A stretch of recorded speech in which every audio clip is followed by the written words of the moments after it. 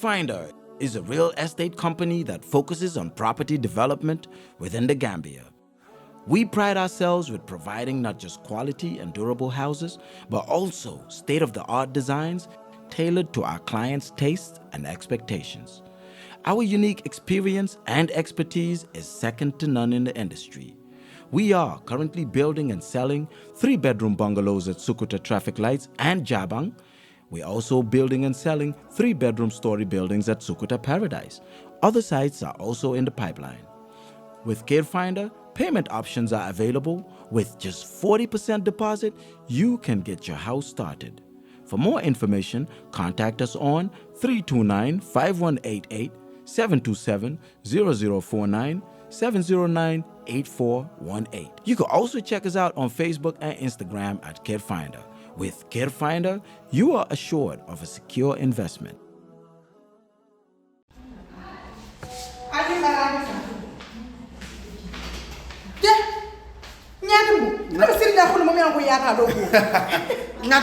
Nyatimbu ntemu APS leti.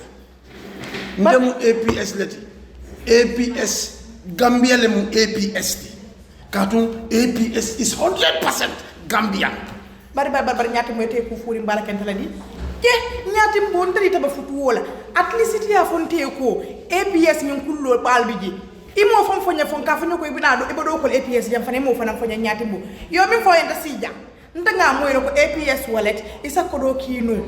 Min tata fa wuli muan ime charge fenna wala nta sindi ja ako natimbo nkoy ko kabo transuto kata wala fa wuli muan ite fenne dola womu zero file bitun kabo wo 20,000 la ka sele sal ike tamuna ike charge mun fa abuka fensi 1% da malam lati wota yara gamen no be nyanta wala kana APS wala tele mobile ko do ki ibadi ngol yaje ni APS kabrin nan credit ko to bari min kun mayata be wala fa mo kas pawat ni suto be during suto be dibinin abe tema biti kol sonda ila APS mobile lo sika ni asika to ya safe da men ko fen ko atondi nawek ha ni oto je nyamen do tachi ama ni ama do abanta ila kas power isa hawasima ajibe free joriti je wata mbaden gameno albe sito wulle fisiyata alna leta APS wallet yela lambaylo kon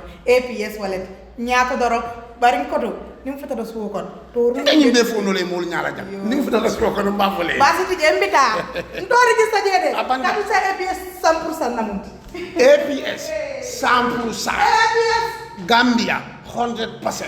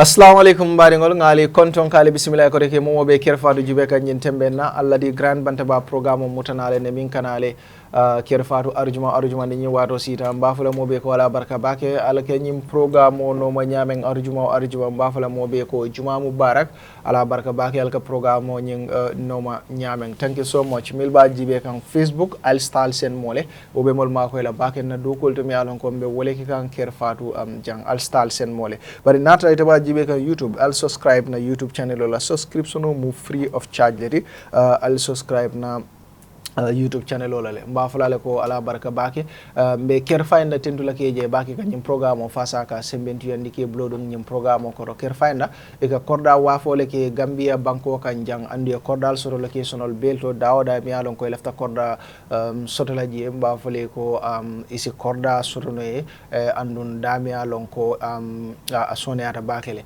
woto mobe ta Carefinder korda lorim bande ngol fanam be bulle mi alon ko be wafi kan bari natara fanan lafta kene kensengol wala natra kene kensengol be bulu mi alon ko lafta kalo Carefinder ka wo fanan kale ne tolle mi nyontangol te Gambia banko kanjang andon Gambia dingol bela tay tolle la dina recorda wa fola Gambia jang nga APS fanan tendo ke jay bake APS mun na sponsor kutol leti mi alon ko enata Grand Bantaba mba fale bismillah ali alon ne kodi kio ka kodo ki ga kana Gambia banko kanjang wala lafta ka ki dawda nyontangol mu APS leti wala tinna mo jamal keto le usaim pour ka kodo ki kabo Gambia bantala woto e fanan a commencé BBB natara e mantara APS use kan pour si AP use ka kodo ki Gambia jang munatinna because nafa ku jamal le bije pour ka kodo ki aning APS ye apo sotole milia lonko nalia download al si credit ko sanno jele al salla cash power sanno jele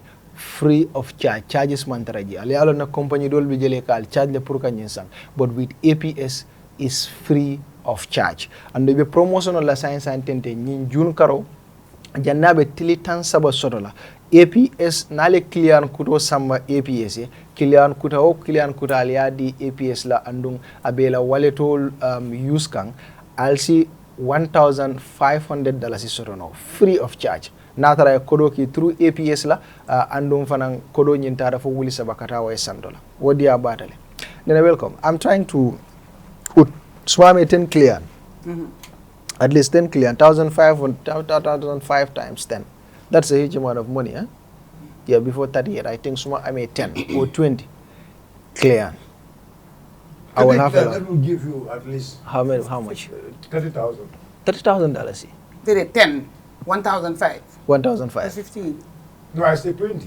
He said 20 people. I said there's 30,000. 20 people in it. that is $30,000 wow let's see John so nale clients And where APS, yeah? APS, you know, need start a killer app we use. You really understand. It's at least easy to all these apps. Yes. To tell you the truth. Ila app, ila access new. I mean, it's easy to download it. Ila download don't take Afghan. It doesn't need that high, you know, level of internet. No. And ila internet almost. Have you received the money already? No. It's not about receiving problem. money. ala client ñino la ñin lungol be kono yalo ay ñim baye ñim promotion o kala mudala ma fa no ay ba ga ma fa so no parking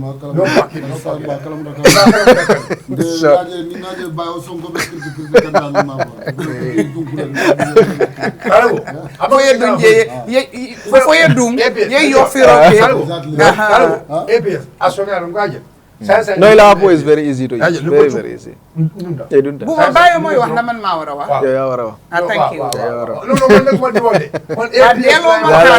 man APS lay wax APS bu ñëwé ci yow nga waxal APS bu ñëk di dëgg bi lay di wax bari nga ma use de no sayeng ebe min kela en driving call milka kodo kiye a try samba ko itele introduce APS milke diaspora like through ila aboning let them just download the APS app they are download they send you money through it kodo ni neta 3,000 above ne mo tan so don you are good ila usi ko beda ibe sire le bun kono don isa ni ani ala kinte na UDP ko UDP ko ala kitale boy Saying Jumale Bakilante. Independent people are killing. No, what UDP ni NPP? Wole theater. Wole theater. Exactly. Yalo bayo ka ke nyameng nu. Moyen na nomba nyinen kador aya faye ko yalo nying ibuka ko lo nyamade kodo kinyenan credit kinyenan te follow nate ye diamu ni nga diamu di follow janni iba call la so ate ka kodo do modo ha ndeka fole mo la biji ay ede tal soner ede ka bloqué ede ka boyro yaron ne ka bisile ne so mo ndiadi ne nomba iba call ta so la bari ni nte a call na fa ko karibe call ne nomba diala iba call do arginde tron aballa ko ñu mun na contact ko kayna be diabula kayna ne la ko man ko mo tapale ba fa andun te bu ko fenjen te bu ko fen anyway mana ya fa nan diamu woldi mana ka balule self employed money anyway you see people making money off of me right anyway bu mag la jaajëfal di la nuyu di la wax juma mubarak thank you di jaajëfal sama naataango yi fi toog yëpp nii di wax leen wax yéen tam juma mubarak namo ila bi amunta ko Barrow ye koy male song naka Thursday SoNA kunung ite fanan bi ye koy mas dum han te batatale people la ko te batata people la mol la han kay yeah this is number 1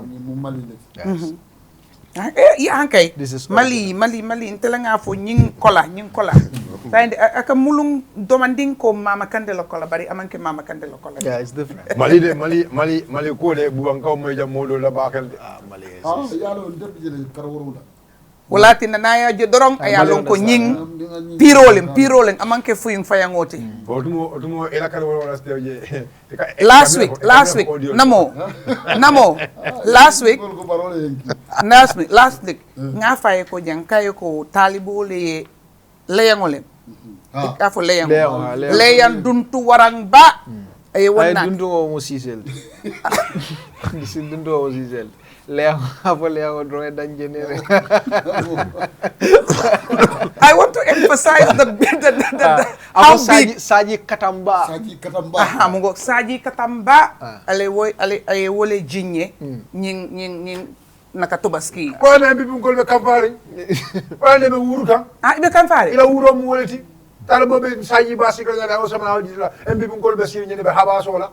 Benita malon ko wolbe kam faade e koy man Sadio sodo ha ngalo nga moy ko ye Sadio o distribute le de nga may le ga ale Sadio lul le di mama kandel Sadio lul nga moy le de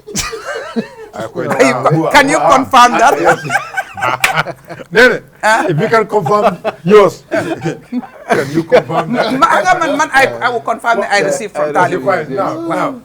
Talibo be non dandar ita ifrata bawa kande man nan nyala abana ya bar Sadio lol tara ambolo de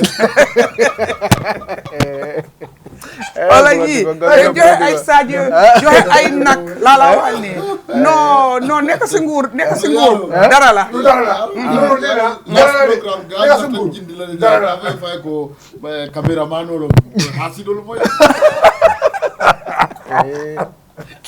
anyway ay ko e bala moy kan ay ko camera abela moy kan nga moy babo ko camera maron ko hasidul ay boba nuyu na la naka Diallo yes Diallo nuyu na la thank you very much di la sargal di la dalalat benen yoon rek ci Bantaba bi bayo fani nak Diallo bayo ñing lu ngo be ni ngaje bayo alat yek na bayo be live nin tun to do ngaje bayo abe diamula hana fi nde waxe dure am fan OAC bayo be nyaha abe tararing nyaha na yo nyaha abe tararing abe taraling ani ay diamu faye tara ya understand ko man video live kede ngadu mo la live ite fam baye live kede ite fam baye live kede bayo exactly nga wojele vraiment tara ko hey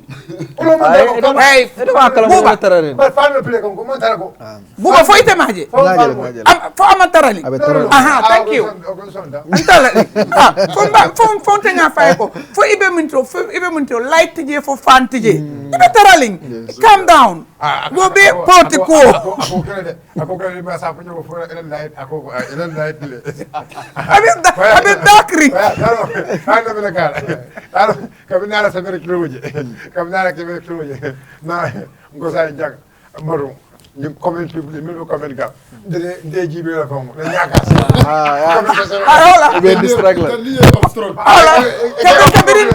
kabirin tunta do ngaji le am sure ay nene frido do ba yo confused kabirin comment do amatara comment leader ngaji aba tray la no comment read la aba read na ñaka ngone ke wala ke na ko mo criticise wo diar ba tolu ko kala criticise anyway ma ngi nuyu ñi nga xam ne dol we are democrat maa ngi nuyu ñi nga xam ne ñoo seetaan saa yu nekk di leen jaajëfal di leen wax ne juma mubarak and welcome to another beautiful Friday, another grand Bantaba show with a great panelists, people that I love so much, people that I care for so much, because waxtaani àdduna la ñoo waxtaan fi xew-xewi réew mi ak yëngu-yëngu yi nga xam ne moo fi am.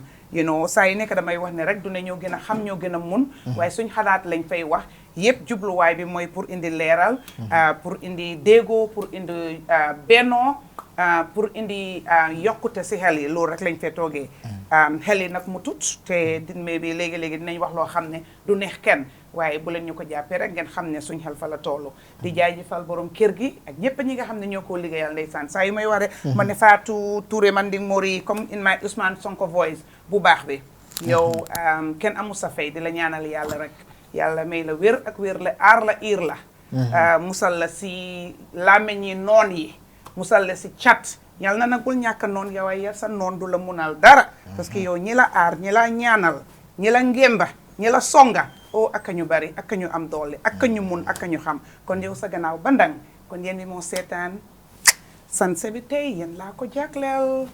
The real queen is on set yet again. The queen is back. Yes. Comme Bora mu ne Bora naka la wax de mu ne naka Grand Bantaba. waaye naka Bora mu ne ñu change tour bi. Change tour bi. Grand Nene now. Grand Nene, exactly. So, Grand Bantaba is now called Grand Nene. Huh? Sponsors. Yes, sponsors are invited. The new show. No, Nene. Sponsors to sponsor the show or to sponsor Nene? Which one? To sponsor Nene. To sponsor the new name. Sponsors are invited through as the treasurer. I trust Talibo. I trust Talibo. No, manager la mati, manager ko koduma.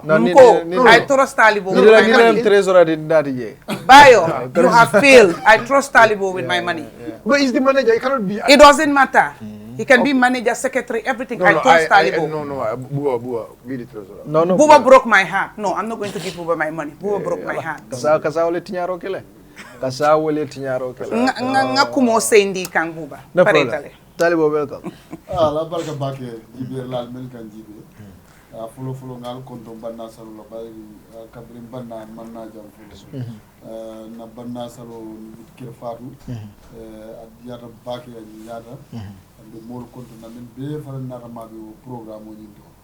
Keta badi yati je be aje ka foko Gambia bakilin fakili yara be keri Allah ya nante ya o mangen na talantema politicien be je na malia chocho ngando nyofe to nyola amanke kunta yati bari kaje ko kantandi mon la ko be mo kilinete ya be mo kilinete na mira ko wol sifat bari bitum amanjare sonko la manjare kelola be mol be konto na men nato programme ni atel noto wolundul nga programme jamal le so kaje ko ni plateforme fana itul ka badi ya choko kele ka mol bindi nyoko no ka mol fundi fana mol ke suti so pour ka right fana kam jam fandi wodi ngira wo mu kulati mi alon ko mata akumere so suti yo me alon ko wala fa tuleti ma konton namba timpla jama safa Carefinder ala plateforme o to mole yo buto na panelison fana men alon ko kana jam e be mol dal na duala fo ala satina ni krete be nin kambe dar ndam malke ma jam parce que to le ka be janka kacha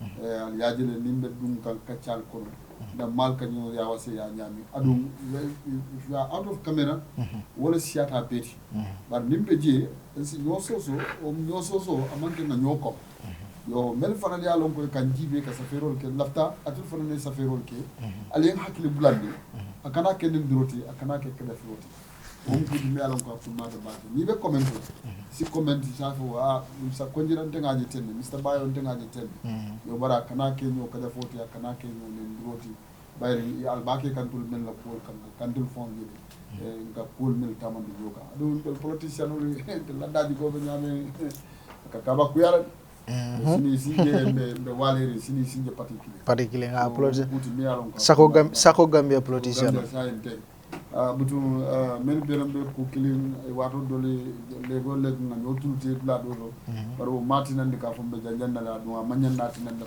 janja yes yo ben na mo konto na nene mo sawarli mbale ato wada sawarli be normal drone go na grand bantaba andi go be absent la wato do sadia stare normal yo to fanam me ngalon ko kan jiaja altara no somale data somale ha fulbe no, what is the capital pulag yeah wol fanan yela programme ko be konto na baki was it a political program or it was a president invite you bro yo ni president dum bitala fanan nala mobile le kanaji so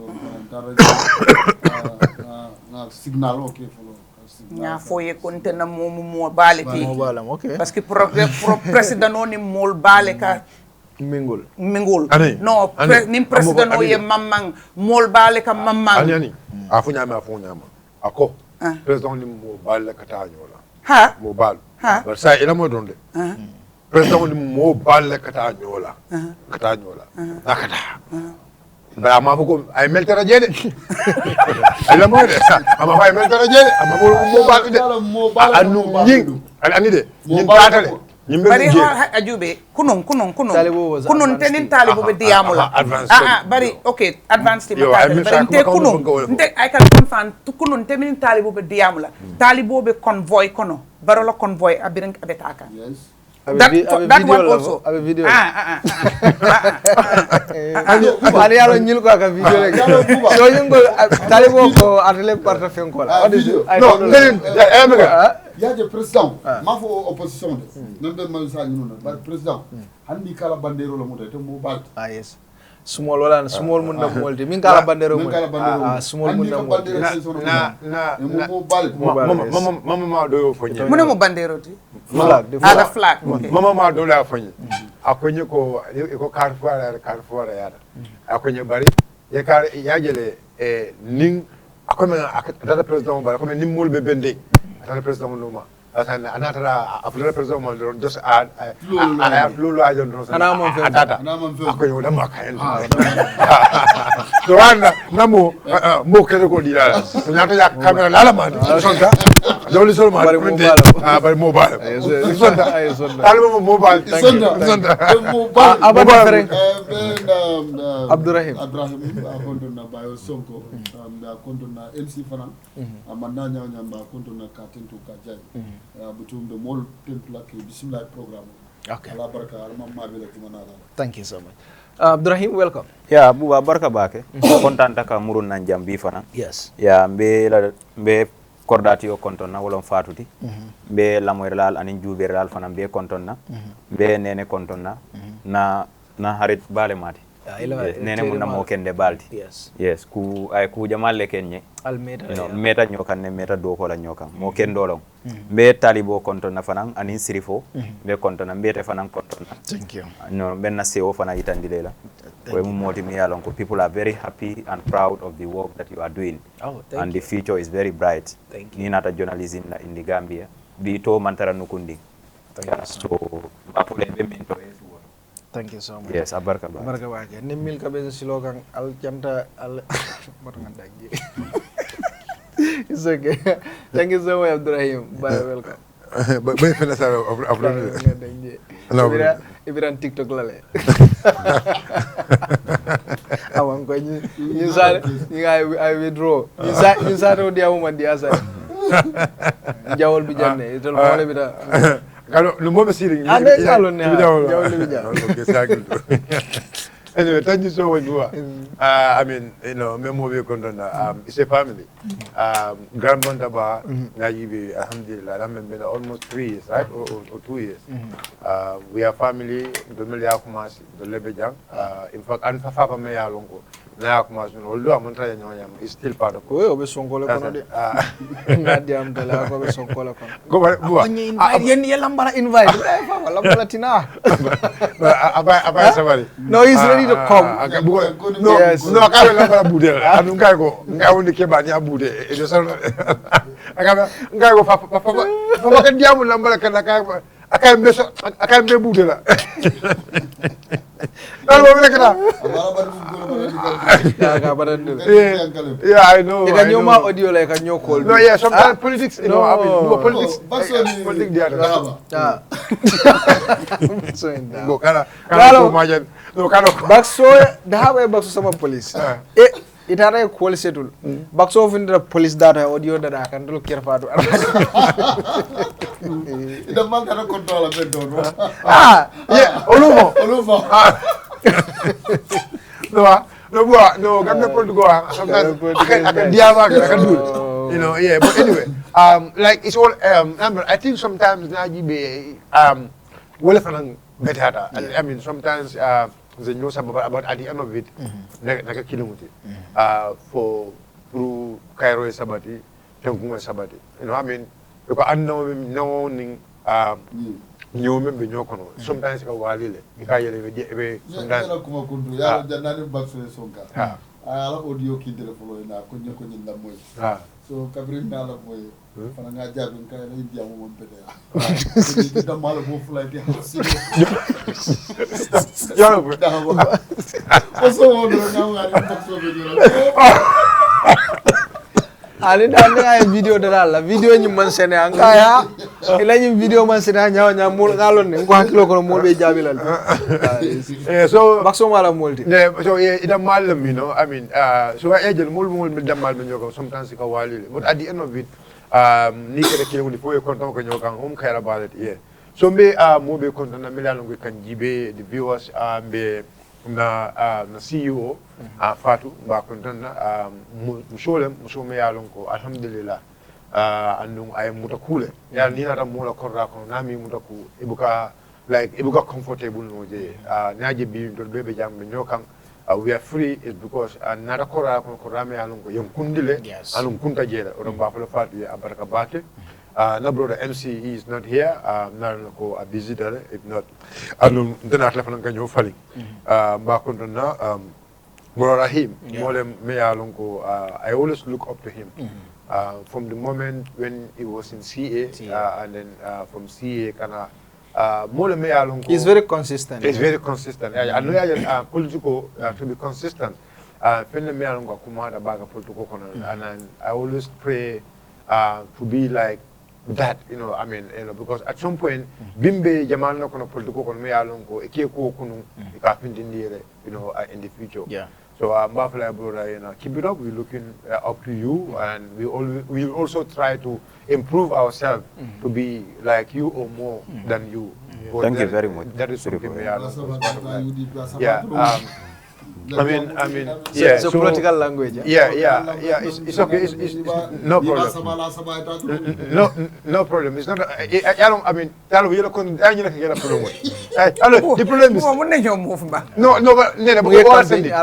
No, but invoice.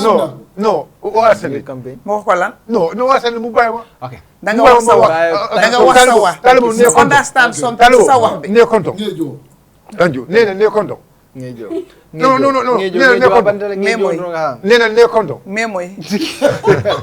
Thank you so much. Ngal to gal jebake Alta APS wallet la abo download science and na traite be Grand Bantaba no makan dung App Store, Play Store, alsa surono woto SoNA ata bakelen ila family bimbe Gambia banko kanjang a manjare ta fon nawe kata cash power sang isi cash power sang no abola andong is free of charge ibuke charge fenna ko dol ka ke nyamen so that's why it is very very important pour que la abo use isi credit go fanan sanno je iba soro la koy ka soto nyamen bitikol to dana min gena diata je promotion o janni nyin karobe banna jannabe 3 tan saba soto la nyin karombe min kono den din june ye client nati APS ay kodo sen through APS la na tambita wuli sabala kana Gambia banko kanjang ite miya kiliano nyinnati APS be 1500 dilela free of charge wo muitalti imagine ye client tan nati client muang o client tan saba wo mu ko di balde so before nyin karobe banna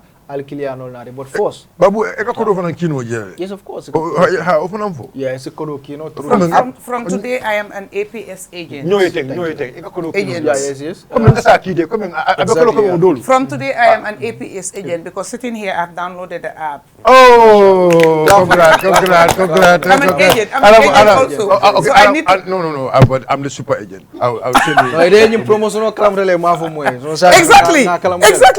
Kasi jang lungo bayo nene ma fo. Nene ma fo. You must accept that I'm the super agent. You are not. You are an agent, but You I'm are the super not. agent. I'm your Because source. I did not know it from you. I knew it from Carefinder. Carefinder, yes. That's where I knew it from. Thank Not you. from Bayo Sonko. Thank you, sir. And from that, I downloaded it, and I'm going to ask other people to download it. But I will hijack your code. when I download it, they better send me, when people send money, they better send me my 1,500. No, they will, because they will. if not, if I do another PR, they will. Okay. So ana albe Gambia jang alsi kodo sen no ka kodo sen kata base ka bo base kana kombo jang kata badibu kiang alsi kodo sen no nyoy through that bolata na al dung Play Store App Store aliela APS wallet alia download sign ngay tare la mobile ko no abe ku jam al son ya yeah exactly ilon al manual ani muske bar be al a lot of people know my number. I don't need to give it to you. So APS, please. APS, yes. That's my new buzzword. Hashtag APS. Alright, thank you so much. We do na program to wole fe APS ning Carefinder le nyim program fasa ka 70 andi be ko mi alon ko be wolle kacala bi adaba kono al yalon ne da mi be dure nyi waten kono wolem di opposition United Democratic Party di da mi alon ko ila party bembal damal be 5 kan andi be sonka kam min wolem ila standard biara jumale be tambila party o nyato ngajele of course mi yoro himalik lo tata non ay Africa da mi alon ko ay diamo pije ka kumandiro ke talib tola ko wole kam soro in UDP bare nara je fanan ko chairman Yankuba Dabo fana ay interview ka ni na boss Pamudu Bojang in membe kering dami alon ko ako kam killing lebe problem o wulindi kan inside United Democratic Party ako andum wole talib Ahmed Bensouda la kampodi ade fanan yo foje telefona nata safero ke bari safero nying amanna montor minute wati tam fon si anara delete ala Facebook page oro nyinne atinna ngaje araba lungola of course honorable lawyer Ousainou Dabo fintira pour kala party militant sol ke address ka foy ko sign nte fon be application o kelale pour ka contest in 2026 presidential election dolo ko abake kan ne pour kala party ole ka bari dolo ko no abe contest lale in 2026 ñi be dabe kala fol kono mi alon ko be kacala bi ñim programme but first nene welcome again we want to talk about the first because they were president bi mu ngi on si National Assembly bi and then wahna about this thing of course the state of the nation address one a lot of things he spoke about security he spoke about well, a lot of things, and but the most important thing for me, the most outstanding thing there was about fuel bohamne biri fuel bi oil and gas bohamne jame wahna ko so wahna si fona deglu nga ko demba. What is your take? Maybe just 5 minutes. Oh yeah, maybe less than that, sir. Jërëjëf Buuba nekk na loo xam ne every year constitutionally president bi dafa war a dem pour waxtaan ak askan bi you know. And every year da nga gis ne suñ ko dégloo all the time di nga gis ñu bari dinañ wax ne waroon naa wax lii waruta wax lii waroon naa wax lii nii waxu ko warutoon na wax lii la waroon na wax because ku ci nekk sa xalaat la because wax bi tamit nekku ne dina mun a satisfy ñëpp right but li gën a am solo mooy président bi saa yum génnee wax nit ñi dafa war a dalal xel dafa war a yokk gom-gom dafa war a yokk askan bi jom dafa war a am lu muy def si askan bi nga xam ne dinañ feel ne ak Gambia laa dikka te déglu suma njiiti réew wax am na lum def ci man bi nga xam ne amaat naa gom-gom ci Gambia ak Gambian si waxi président loolu la war di def saa yu nekka naam waaye not ne sa question bi nda def na loolu nda defu loolu waaye specifically touch na on several sectors and again in the past ma am ay laajte yi ma def président bi speecham bi naka la ko dee ñëwee put together pour wax ko nga realize ne sectors yi yëpp ñoo dee put together ku nekka then ñu jël loolu ñun collate ko you know build a speech out of it naam again for the purpose of time we cannot even get into the nitty-gritties of each of the sectors luñ ko provided ak li mu wax parce que xam nañ ne lu ci bare da ngaa gis ñu jox président bi information nga dem nga verify nga gis ne information bi ñu ko wax it's just for the optics but it cannot be substantiated or it's not factual which I think talk nañ fii several times di wax ne ñii liggéey amoon dañ ko war di jàppale di ko jox loo xam ne bu ko waxee kenn du ko weddi bu ko waxee dafaa ne fànga du jar ci xat xam nga because lu important la parce que waxi président comes with weight comes with power comes with authority boo xam ne warut a yàq dafa war a defal waaye now specifically démba ci SoNA address bi li ma ci gën a am intérêt mooy ne this oil and gas issue bi wax noonu. So electricity mu ne 90% of Gambians will have electricity before the end of 2025. Yeah. At the address boo xam ne light was going on and off at the same time. Where do you want to maybe Gambians 90% of Gambians could have electricity ndax nañ am lu ñu soxla pour supply that electricity. I think that is the question. mag yi dañ koy wax ne su la ku la jox ndéewoo jox la añ kooku bu la diggee reer waraloo ko wéedi danga ko war a góom. Yeah. ngeen jàpp yàlla. waaye tamit nañ seet these promises we've had it several times. depuis bu Barrow ñëwee in 2017 electricity has been an issue. fàtte nga protest amoon na fi Occupy Westfield. you know NAWEC issue and blah blah so many things. because fanaa ne after Barrow bi mu fi ñëwee the first protest boo xam ne is not politically motivated was yëfi NAWEC. Yes. issue bi electricity bi. Yes. Barrow taxaw na fi wax ne ok moom before muy ñëw light daf daan fay 17 to 19 times. then moom bi mu ñëwee léegi at a time bi moo wax electricity fa fay about 2 to 3 times or something like that. you know what I mean. am na several times Barrow taxaw benn maa ngi remember benn meeting am mu ngi doon address issue about NAWEC right there and then light off. Light off, yeah. you know so NAWEC issue bi dafa nekkoon before Barrow mu ñëw mu inherit ko now li ñu war a seet mooy fi mu ko jëlee ak fi mu ko yóbbu the progress. Yes. loolu mooy nekk achievement am moom waruñu koo wax sax waaye ñun mi nga xam ne ñooy consommateurs yi ñun ñoo war a mun a measure up ne baaxoon na o gën naa baax o tane na or whatever it is but again man I feel ne we have a long way to go on that because we try to beautify things and when we read the speeches we tell people what they want to hear or we tell people things that are going to make us look good as the leaders or make us look like we're achieving something maybe in reality that's not the fact but wax bi dem na ñëw na NAWEC liggéey bu ñu war a def bàgg na now end of 2025 we're in June. Yes. 2025 is what? It's 5 only months. 5 Génneel months. June bi in 5 months time. Now suma xamoon the work that is in progress I can measure up ndax lu ñoo mën a achieve la ndax lu ñu mën a achieve. You cannot just give me a blanket statement and expect me to believe it when you have told me the same thing for the past 5-6 years and we are still not there. Hello, come on now. am na ñoo xam ne comme nu ko jukka dee waxee rek suñu xel yi dañ dee mbalax. Right. ñun suñu xel yi dañ dee mbalax. So but again let's be hopeful as people because ñun liñ dee wax rek naka lañ ko dee waxatee sax yàlla baax na. nañ leen jàppa yàlla. we are a nation of yàlla baax na. so yàlla baax na nañ leen jàppa yàlla si yooyu noonu I guess we have dealt with the worst in terms of electricity and I don't think it can get any worse. You know, at this point in time. You jàpp ci yàlla rek waaye hopefully they can come back and give us detailed information of what is being done pour nit ñi mun a gëm ne li président bi wax tey loolu nag Minister of Energy or the NAWEC MD those people that are the technicians the technocrats let them come out to do a follow-up communication to the people to tell us the why Barrow said that fi mu ko jëlee the basis because am na ñoom ñoo ko wax te xëy na am na fu ñu ko wéer Barrow du mun a ñëw si foofu noonu pour expatiate waaye ñoom mun nañoo def loolu noonu pour gënaale ni so now to come back to your question now déglu Barrow pour wax yi fi énergie bi man my issue here is why is the president telling us in a statement Barrow def na almost ñaata SoNA address depuis bu mu toogee and this issue has not been told mentioned not that I can remember right somebody else the viewers that are watching might be able to text now and say oh at this point in time Barrow discuss nako or in this SoNA address Barrow discuss nako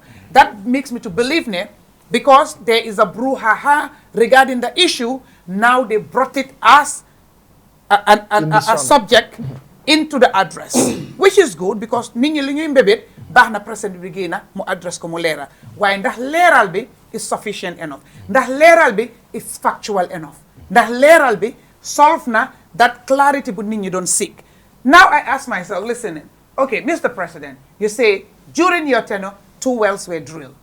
Okay? During my tenure, 2 wells were drilled.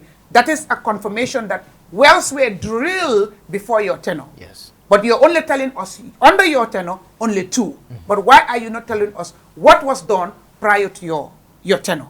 That is not given. That That should have been information. updated, yeah. Yeah, that information is not given. But again, why did you wait? Lutanga har before you again again, sa ninyan don't wax fi oil yeah. and all that. You ne tekara patara. Okay, so don't you hamon gen li drill on nañ sa yini and then ñele fay nañ len that money, you know, the Petronas and FA, right? Am na xaalis buñ fayoon fofu nono. But like you said, the drill discovery was made or whatever, but then no oil, you know, and then they exited.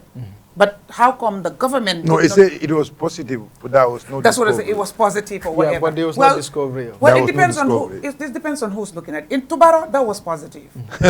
But So that's you what give it to him. That's what he says. Yeah. The outcome was positive, but there was no discovery according to Mumlunwa. But the process is.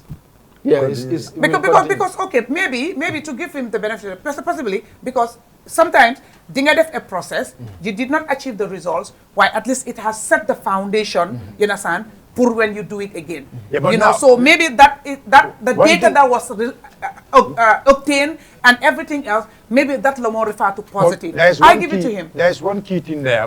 He's talking about progress now, but now the company, FAR and the other one, are no more existing. Yeah, they've existed. In all- Mention the Lord. they've already existed. They've exited. So if those people exited already now, what is the progress about those people? So now that is the incoming of the other one, BB and others. BP, yeah. And BP also. That was Petronas and Fanyam. And BP also, you understand, by what they said, that, you know, those people also, you know, I mean, they have to pay a penalty, you understand, for them to, that they did not actually meet their, I mean, the rules and regulations of the but license. that's the right way of doing it. If you agree But with someone now to do- my thing is that's a lot of money. Total, you know, BP $40 million according to the figures like Barrow Moa. Okay, man musuma di ka halis bobu nonu. Fan lañ ko dugal, fan la dem. Where is it? Lan la def? How has that money changed anything in our lives and livelihood as a nation? Because, and for the first time, again, I want to be corrected. For the first time, I hear those amounts regarding our oil and gas. For the first time. Why now? After how many years? Again, we go back to when we talk about transparency and accountability.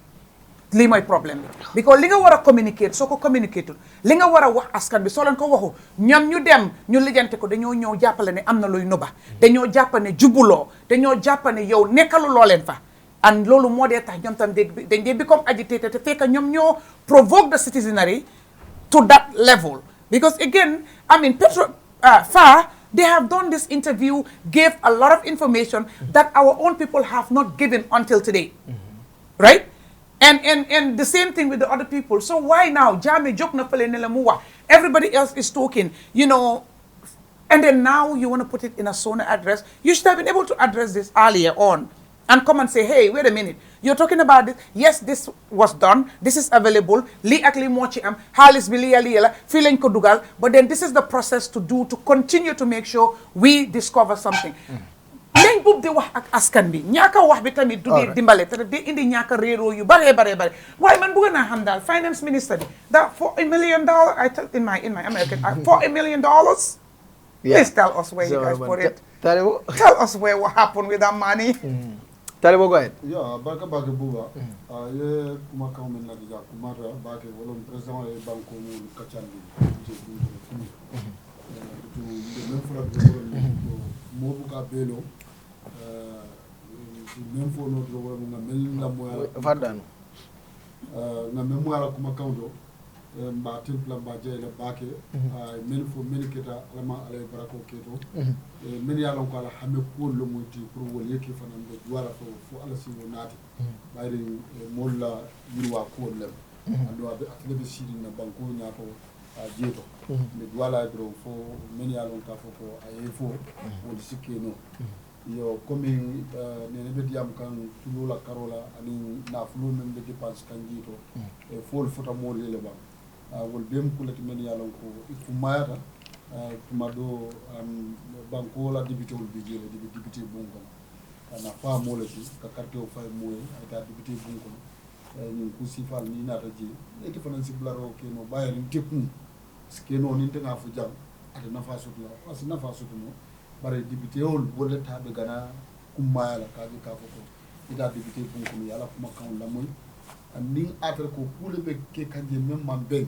funti kana kana ke bul ko ci pension ni bul ni pension di banko bula no ma because committee le be je men alon ka ko they are responsible for things local government budget security budget petroleum budget everything men martina fulu ma be budget ye woni e funti daba kese buto mole na ko president men fala dia mo kono ama be wala yalon ka man suro ya ikumandiro ke ida president ina wala vice president ina dia president mo murunje vice president wala gamuru vice president o minister ina well it's this pa hana atara ate nyanta nala sinan wala barata ko vice president wala ke dina be ko nyin kono ala speak I look forward to a day that he goes back, you know, and to answer to questions. It will be nice because again, yes, he can go and he can delegate. You know, while legi, you know, sa askan sunyo joy to put def there so much. Because mom so de mo answer the question, it carries more weight than the vice president. Parce que vice president linko wax la mo den waxi jufo. So it will be nice yow ya dem nga tok wa wax ñom. So warna mëna delu watin pour answer those questions. On sanga waxtaan askan bi bisa pour lifin la emergency def di am sometimes mun nga dem nga address be pare nga am emergency nga gena nga delegate delegate lo modal loi bi but ñom they are taking it ñom vice president bi rek mo day ñew buba yalo ko farabo fane je ñami ak barandi wo ñaade modol bi je hanim president mo kuleke ta apprécier no to ñaale mo o kake menti wala minti ko ñaabe lora la siron kan bari ñamantar lor min be ke kam banko duni o fanan katinal le ko ni ngalon ko ite ken kay tum balana dronet ate jarnan de ta fam because iben obstruct kan ni wala be nde baajala ko fa ko be kula samba kan bari ni serious national assembly fanan sodota ha ika cool fo a ñama ika ka ñama president be hanyo sotole pro ika anisi aniya kacha so this national assembly is not serious and that's what I wanted to say. Is this an attestation that we don't have a national a serious one and national assembly means soto ibuka fo ñama lolu bije ñinin karo fo e mano sonda wala okay ko ka sile kam moja abe ñinin karo ke ka ye femme sen da femme fait na ka ba ñinin kala angale kam fo da ka fo no isa da ka fo fay ko fo speaker ka bulo wuli nday jege fombu ko dija so wala nande ata tamo so no la pour ngata na president on député o kasi media lo ka ko chaka ko la mu abar ni yaji de bagé dulala mu dame alon ko kendo mu niyoti itelle nyanta nyini karol kala ngo hande ministre fa man president fa man ni ministre men daragi wala vice president men daragi billahi ni ko do bije ni te fa alon ko kat ni ndo wo ketale satin tu yaje wala ko ni bari il faut alon ka ketale il faut une contrat ko kana be alon ka fa ko no is not necessary do ba de dankula wala ali de buba wato dole la ni jolale sen ko no ni do e ma ko do le fam kalo ne ya ko ndamane barabe korte kandi ibe dankula wala ite dankula wala it could be different no so different it could be different but quand même pour ni diko mo di be gambia be dawda nyanda serious la ni tam député nyanda serious la député do ko ikana ni chaka no samba donc c'est politico que no député bon na parti ba ni fara national assembly yalla parti buka kuma ika fo le car national assembly member fo jara kiam o bari buka fo UDP le or MPP so député lu nyanta le na new page at the national assembly president of the nation of the address at the moment na new page na serious ala kuma kaw ni na ko nawet na dibe abe même fo kan nawe ma o mu toñati bam fo toñati il faut ila assessment ke won ya funde député bu ko ya fa a président a ite ko ni ten ali président fo da club amala nga moy ko banko be courant so 99% o whatever dan ninten ñoo sita a manqué ya ñi nga di national assembly ici fo sub personnel bilo fo na tin wala natre ko petroleum ye ko no même fo wala o je aw ani kolon ñi abe min yaw na sa isi won be ñini kanol yow ngakku kilim fara lo man sa kunda akatama suturo ko no fara tulo anin isanso ala ku ko la bakati jamela tam nana nga moy ministre de la foka ko ka brin jambe ko tulo annonce ni bakko kan jam wotumo ala security immigration la carola o war eva man strong bodalt imam fere jamal soto boda patrol ni boda control mo jamala wulita nan kabuna banko to luntan because lolo moy jam jurumata jam bank jamal fanan nata wol fanan nata dunta banko kan jam fo bank dol biti wol formanta no fa bebe jikirin ka fo lolo be ni banko dum kan jam so banko dol biti la more smart over our people wol be nata jam briyaje club by the advantage dunta fu dol kono jam yalla ko anda banko tora bake so bala man sa kunda wato dol fana wo fero kono si tuno si nole ni la boda pour be ke intact ina funti ya fo mole na sobo fe something can happen in that way. So you think what they are doing it on that? Yes. But yalo banko fengole nyinde abuka kina on that? Yeah. But yemo mem fanan tambindi ala fere pole na. So nyanda la. Islam Okay, all right. Abdurrahim? Yeah, Buba Baraka Bake. Before you go to Abraham, where is the CD? The CD that... Which CD? You remember Jame, when Jame was announcing the oil and gas? There was a CD Jame held. This is the thing. You remember that? Oh, yeah. Majameni omanta. Baraka Bake Buba, ka President la moy kunung ala State of the Nation address ke National Assembly. Yeah, as a Gambian fanang manyan na, negative aspect that must scrutinize. Like we should also talk about the positive thing I mean for the nation. Like there are areas, to be honest, the state is doing very well. Ni nata infrastructure like road, I offer jele. Nobody can doubt the fact that they are doing very well when it comes to road construction. Although we still all be man pare follow, but it's ongoing. Our work minister is doing very well. Ni nata electricity fanang. It's a modal fanang fault. Recently, a report a solar panel in Jambur was vandalized. How many solar panels? Mintinyata what? Mole tata solar panel all take disconnected. Let me not say Gambian all follow. Yeah. Because Sungol Malong follow, right? Sungol Malong, because a report man publish follow. We cannot say whether they are Gambians or not, or security or not. But whatever the case is, what attitude sifate banko sambalanyar. Modo be dobe dadarola dolbe tinyarola. Ninti nyaro keta electricity man soto nga finti nga complain. It's possible. Ni tata be customers. Ama me ntata last year ntata 4 cap screen kata car bruise. Mbeje for more than 5 days light manta a single day. Ntata Bissau fanang year before last me Bissau fanang the same thing ntata je fo mbota je light hani a single day manta. Gine Bissau e min soto customers e min soto ntol nyana tambira wala. So jiko be soto la je na tara min ka fo akabara because kuma jamale ka fo jang at the end ni tata you see a lot of lapses from different sectors.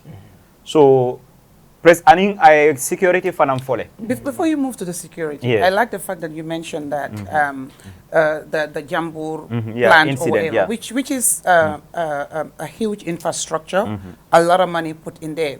But then again, Malima Wahrek, how nakala ñu amé access be def that kind of a damage gis nga lu mel nonu that is an asset so fa invested that amount of money pour mu wara njëriñ askan bi dang ko wara aar because mënuma understand nakala ñooñu amé access be wara yaha o sàcca li ñoo sàcca nonu ci lo xamné lu ees la amangut at sa ñu ko just inaugurate nit ñi war seen njëriñoo ñooñu am access pour yaha ko ñu indi waat toroxange ak coono ci askan bi so gis nga it's the issue boo xam ne ñun suñ problème la and we need to move away from that maintenance and sustainability of our things our assets it's a problem fii da nga fay gis ñu defar fi lu rafet spend fi xaalis gu rëy jox nit ñi xob gu am ni kaay leen seetaan waaye before you know affaire bi dem na down parce que toppatoo wuñ ko aaruñ ko iiruñ ko ba pare attitude nit ñi dañ dee def ne du suma bos du suma xaalis lu leen neex ñu def so loolu dañ ko waroon a secure it's a huge asset boo xam ne waruloo ko caaxaane because electricity takes care of a lot of things lack of electricity daf dee yaaxal lu bari daf dee wàññi naka la économie bi dee demee so loolu dañ ko waroon a aar and we blame ourselves or the people in charge for that flaw and that mistake to allow people to have access so they should learn from that loolu ta waay nawek ñu ne ñu ngi koy investigate they were investigating because fofu tam dega naa ne there are securities so lolo ta I don't want to preempt ka kuma fo mi yalon ko reporto man finti min keta man fi ma wax mooy dafa warutoon a am waaw président fana ya fole ko banku dingol nyanna security ma ko lale min satinna nga jang tanka ku jamalla ka jang tanka criminal la we should be part of that jankana ke drugs siloti ninga criminal oje dawo danga police all alert isaje ko sambay ko prosecute womu tonya womu banko dingo la responsibility mo man nyanna criminal house la in your own place bari fanan security fanan nyanna banko dingol bunyala e horma ni agente be information o di la security fana yente bunyala e horma nimben na democratic right exercise kan itol fanan man nyanna na le sembo jayin kan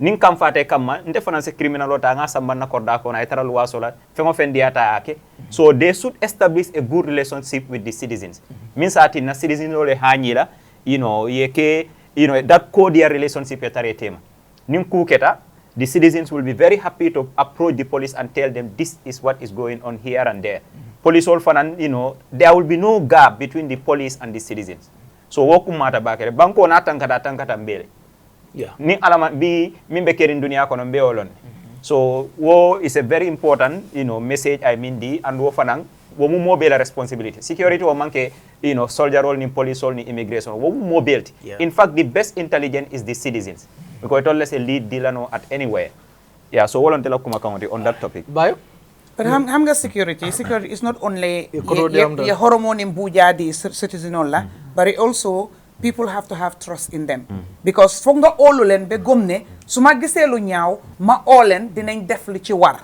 waye bula orene sa yo len waxe duñ ci de because at the end of the day do they have the resources police fini bo len soxle yo yay dem jël taxi o nga drive sa moto dem jëli len nga yóbbu len emergency situation time passes so lu bari mun na xew ci digante bi so mom suy wax ne citizens dañ leen wara dimbale waye mom tam liko war moy mu jox police yi enough resources ñu capacitize leen ba nga xamne am nañ ay juntu way pour ne citizens yi suñ amé luñ leen oyé ñomi dinañ respond time dafa important so momi tamit wax ko ne fofu yit ciram la fofu yit walam la su defee loolu den ñun askan bi dinañ mën a also jàppale police pour police def seen liggéey waaye mënuñ leen a jàppale te ñoom mënuñoo def seen liggéey understand so foofu tam fanaa ne important na moom it mu bàyyi xelam ci loolu noonu all right Bayo thank you so much Buba abarka bake kachani akumada bake la bayre president on diamuda pour banko dimol fanan ye miro ani president on faham nyaadi la diamudo ka kacha muli akumada bake for me janin president ka diamu na interview sodo other media story na ko ko be expect kan comme president on nyanda ko meda ke diamu so but the point right now yemen someone on wala to ko ay luku mo membo aje besi nene adu mun no fode aje le masakunda transparency pende mi alon ko mata baga transparency and communication aje le ning masakunda tada transparency da comme afanuda aka fengolu fem be kere aka fu banko dumule fende banko dumul karamala je bayelo ko even instead of nation ni janaka ke janim person be même fola nya batara already banko dumul yowol lonne banko dumul la o bitaka nyame and one thing I like wala nyindiko najele atafamo like I simfanya kuto leta and those simfanya kuto I just say kudos to him for simfanya time wala nyindiko let's say like nyisila do ko mel be kerente because one thing is very important ka several ke sika ke di president la ta lo banku dum na da ba fele ka fenna me alo ka tafamo malo so but I am happy now atafamo aka wuli akata wodulal to afamo kaje you understand let's say you do ko the kerente kunu because I don't know bi mun ne report dia about the roads whatever so janabita alo dibte bun kon idea without actually at the form manta amaje so that is something that is an improvement in him kajoko cool bita kan nyame akana ko men hiase wala ko kata ko cool da keje so regarding tulula karola I mean I fault the government government nyanta le to update the citizens about the progress from because tulo dunya be wurla be dunya be ka menni you understand so ning dola banko kan wo ko kila fendi me ngo sobo ka dala banko kan jam anu masa kunna na da enim mol ya sign enim company le ko inside so enim company me ya sign the progress of our company lu nyulu o fendi me alon ko masa kunna need to update the citizens about that so bayelo ko bi ya jembe fito men kan diam janno e batara already janabe diam na batara gambia ko la already informed about the status nyina so masa kunna la kasi I mean information ko kasi kumo ka fendi me alon ko amantara ke mako and then after the Ministry of Information and I know very well now they are very proactive right now ning kukala drone they always respond. Ministerial to blood and kajal dong. Niye bundorong if I can fintele. That is how we expect Masakunda Puri, yeke call nyimike. So Tulula Karola, we still want to hear more. Lefta kumajamana mo Tuluna Karola. Because what we heard from the president, I mean, those are faham, but don't have faham la baki. Because kumakamu nyimfona nyame. No, me mankita for me. Minketa num before nyin kolon fulol besin. Okay, Masakunda kana muneke sai. So I think we'll do that information. Yes. No, this is the point. So what I go, adiam tell yaje mediam tell kabi yaje mediam la fana diam tell bari maybe you will go among koy made. Yes. Ne yo ko among koy mo wala ñu ko president way même fo yena ko mom ako kolon sindale yamwel ako kolon sindale ba ako kam kolon sinda ako positive. Positive me daw ni wala ñu ko jiki ba jikole bi ya. Bayo has a problem with that positive resource. No, I actually has E be jikiri na batulo ñu mo fi defo. Ke ba kan na même ba kan nan dengalon ne. Burila ke ba kan nan. Burila ke ba kan. After tulo bi ya. Tulo bi je. Move, let's move. Ba boy ni kada. Like yeah, ako na lang pala ando. Tulo bi je. I'm quiet. So I go. I mean, but so the positive thing, we actually want to know the positive thing. Because then we actually want to know the positive thing. Niagibe the amount of money you can remember. Then I know they're not calling for us. But calling for you nasi man peso reje. But now $100 million job. Yeah. I saying a little more $100 million now a job. Not calling us sing, but not calling men sing. President ko positive le bari I mean bari at the end of it ako femman jeje but femman jeje bari $100 million jotal je so kabri o femman jeje woltata de se kabri wolta sign do fana nata aya sign fula nata wol ko e man fenje do fana nata fana sign ko tanke je o fana nata ko tanke o fana sign ko la kajita o fana nata ko tanke ay million tanjo amuda ko danke ay million million 30 million Tanzania upon Joe. So it's like we are having money, say Mokoloso the gang, but say Fentaji. Ani barnia je molbe ko do jo kan ko na bije. Aji ko kliw ñi mem. Ikaji kolle jo. So say ikaji ko yo. I'm a coiler. So bu ñu lu aba senana bakere. So I mean we want the government to come based on the man long we want to be much informed. Especially the next step we mean about it. The next step about it. So no after me so so the other part must the sector reform and the sector reform. By president Jama boy refode itete boy follow no jande. Hey bahna da. So the sector reform and the price of basic commodities. This is something I mean, Gobe is part of the welfare of the citizen. Banku dungu la sula fembala. Yala banku dungu bota koma. Tanko aning ila baluo. Tanko ni baluo banku dungu bota koma. So be banku dungu la tanko anila baluo kayuru andro kono. Fene mela kumata. So those are go sila do ko banku dungu la yuru wala kon ha. I mean yuru wala kon. Bari niaji be I mean, the Bankudungula ila balu le kumate bate anita tanko dan silot. Yes, silot da ni mambalu. Ditamalo silo kande. So we really applaud the government for a developmental milk cake. Actually, one have to give them that credit. But what developmental milk be a cake and sign? Are they doing it rightly? Iba cake on kulaba. Iba cake and yamin. Tilu ba yelaba. Fatulu mantraji. Because when I get all go, some of these projects, if a milk cake come. The amount of money that's why President need to be bold enough to fight against corruption. Because corruption is the key element B, the amount of money can spend. If those amount of money are utilized rightfully, that will have give us more development than the development we are realizing today. So we are calling on the President Barrow, aye tapalayani nakarantuya, sunyaro, ayo kata follow, ayo kele bake masakunda kono. Na ayo kele masakunda kono, ubati nale, ibaje lako, I mean, na safaro la bunda, yurua bekeleje, na economy la bunda, ula mu na soto. Because the economy la mpobe, ni ajibe bi, that are so fast as any other foreign currency be.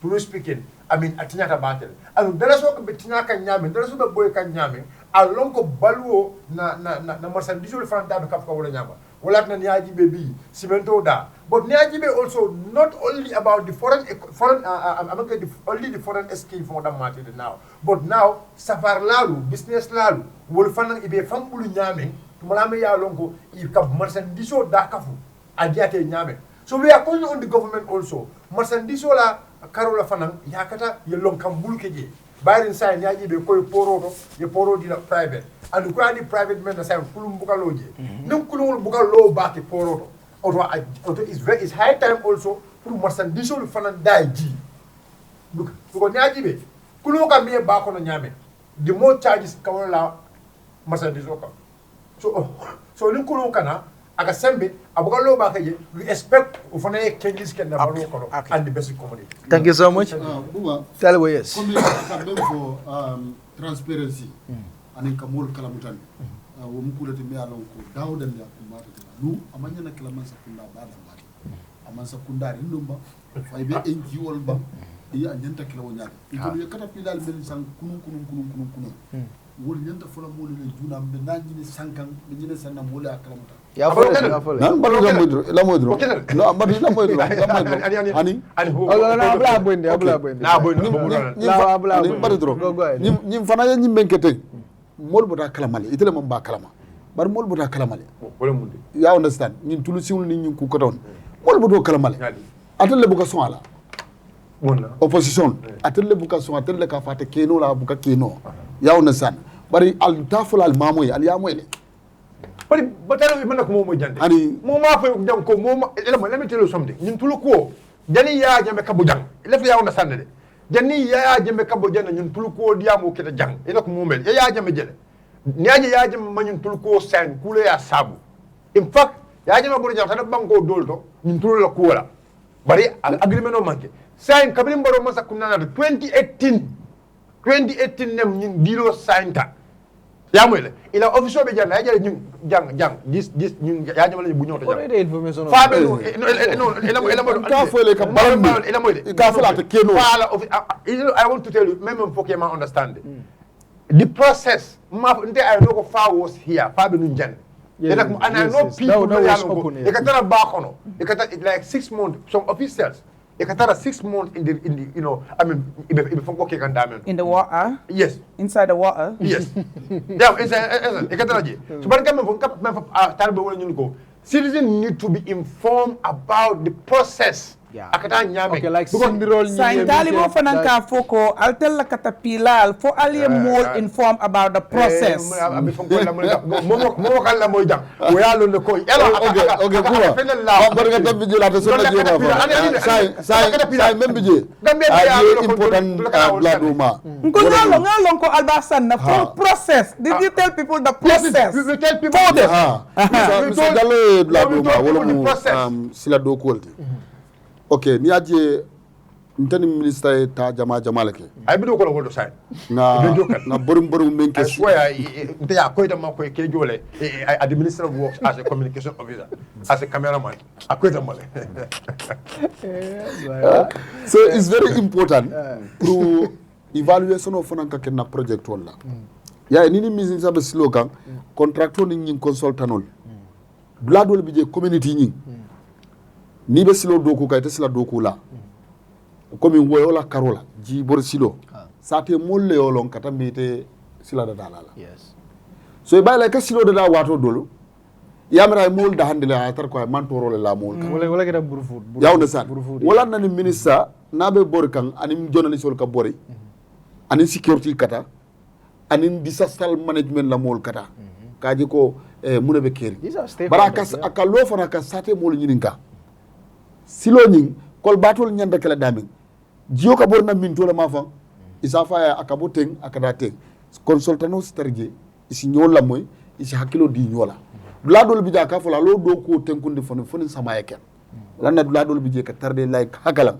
aka fo le jan do ko bla folo jiboro mo jibe folo abita ka min tole nazar ko jiboro be mol mantorela oto nyantalo na nyanta mun ke no la jam yo nyi sila do ko lu ikum matale mol fanan simen ke no wolum ke prepare ka je ko ni silo bita kan dulato ndol funding ko fana nga jibe nga fen jibe nsi baluno men na jeto because ni jibe nin silo fota la do ni courant dron e ka de soudeur la ni mboro etaje so nimbe sita kombo jang akamunda ko soudeur la jama bi jang men siata men nyanta soudeur onatle bar ni data santol fananto ya jibe courant be je nyamen sai ibadala ka foko funding ko la do kunta ya okay o be minimize la so nga mansa kunda tentu wala bari mba fula amman nyanna kala national road authority ni works the matter even help na lotanol ikara patrol yaje ni frata no so ma sai alon ko mole ben no ma jang men kan kiskisi na do ko to ate ni dia ke no laji buwa lefa ñu ka ko kila fula le ba kañun ka ben wala ñu ko 2021 na barola campagne ko no ko abe corral la silo kam ko men ni mol kra basse lal to be corral la silo kan ko men ni motol ta de loje ka salbi um ka salol ke je ala baro fula no laftale boss ni abe work ministerial yalo so place o fana fonye aning ko danke fana baro ya fonye loko comme ambulance be supply mil be la street or johnson de emergency ambulance so we want Talbo being a communication officer at the Minister of Communication. Namo, information on Tala Yanati. Yeah, wrong. No, Talibo. Talibo. Information on Gadala. Yanati. Mankati Sini. Minister of Health Nininga. Thank you. And Minister at Yukotoma Nininga. Makro Nininga, never Nininga. Vinda Inkaku for Nin Tuloso, Nisan Soso. What is all vigil? What is all? Thank you so much. Do not topic dole to whatever.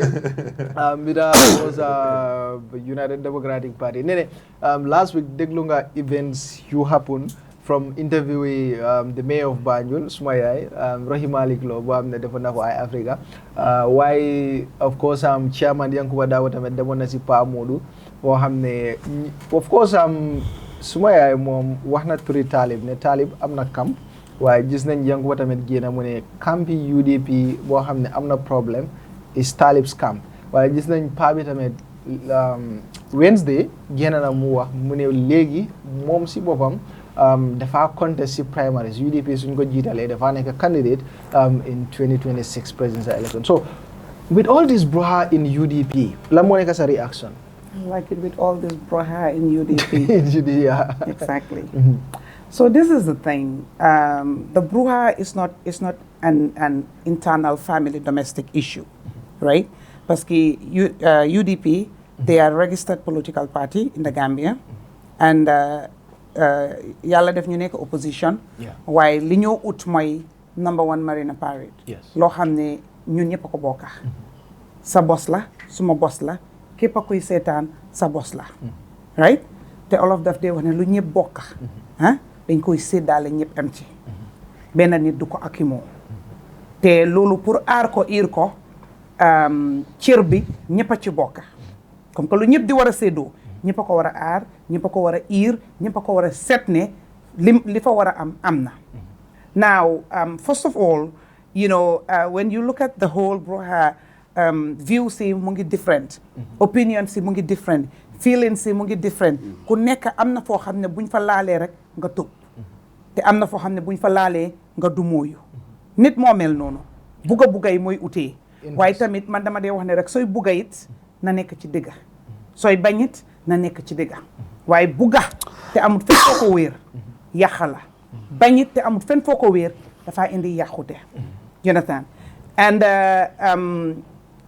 xeexa nit ki not ne bi ngeen taxawee yéen ñaar jàkkaarloo ku ci nekk sa doore ngeen jàmbaariya waaye nga xaar ba nga xam ne vulnerable momentum nga attaque man dama jàppe ne nasax la man ku ma xam dama ko dee wax nit ñi may nekk xaleel soo ma tooñee dama la dee xaar nga mobiliser sa yeneen xale yëpp ñu ñëw dimbali la ma songa la te moo nga dee fight waaw du may xeex benn nit muy wulu suma boppa ak bun li may def dama xaar ba nga nekk 10 ba ma magee nag léegi bu nekkee dama xaar ba nga nekk 100 au moo ma songal waaw du may xeex benn nit su may du ma dee capitalize si vulnerability jàmbur understand nga ñun nag gis naa ñu bari nit ki balaañ laa song mun nañ laa mere sa de bu ko defantee yow waaye duñ la laal dañoo xaar ba nga jotee keneen ba ñoo xam ne right now yaa ngi weak right now comme la fu nga nekka amatuloo kàttan time boobu lañ laa songa time boobu lañ laa waxal lu ñaaw capitalize on a situation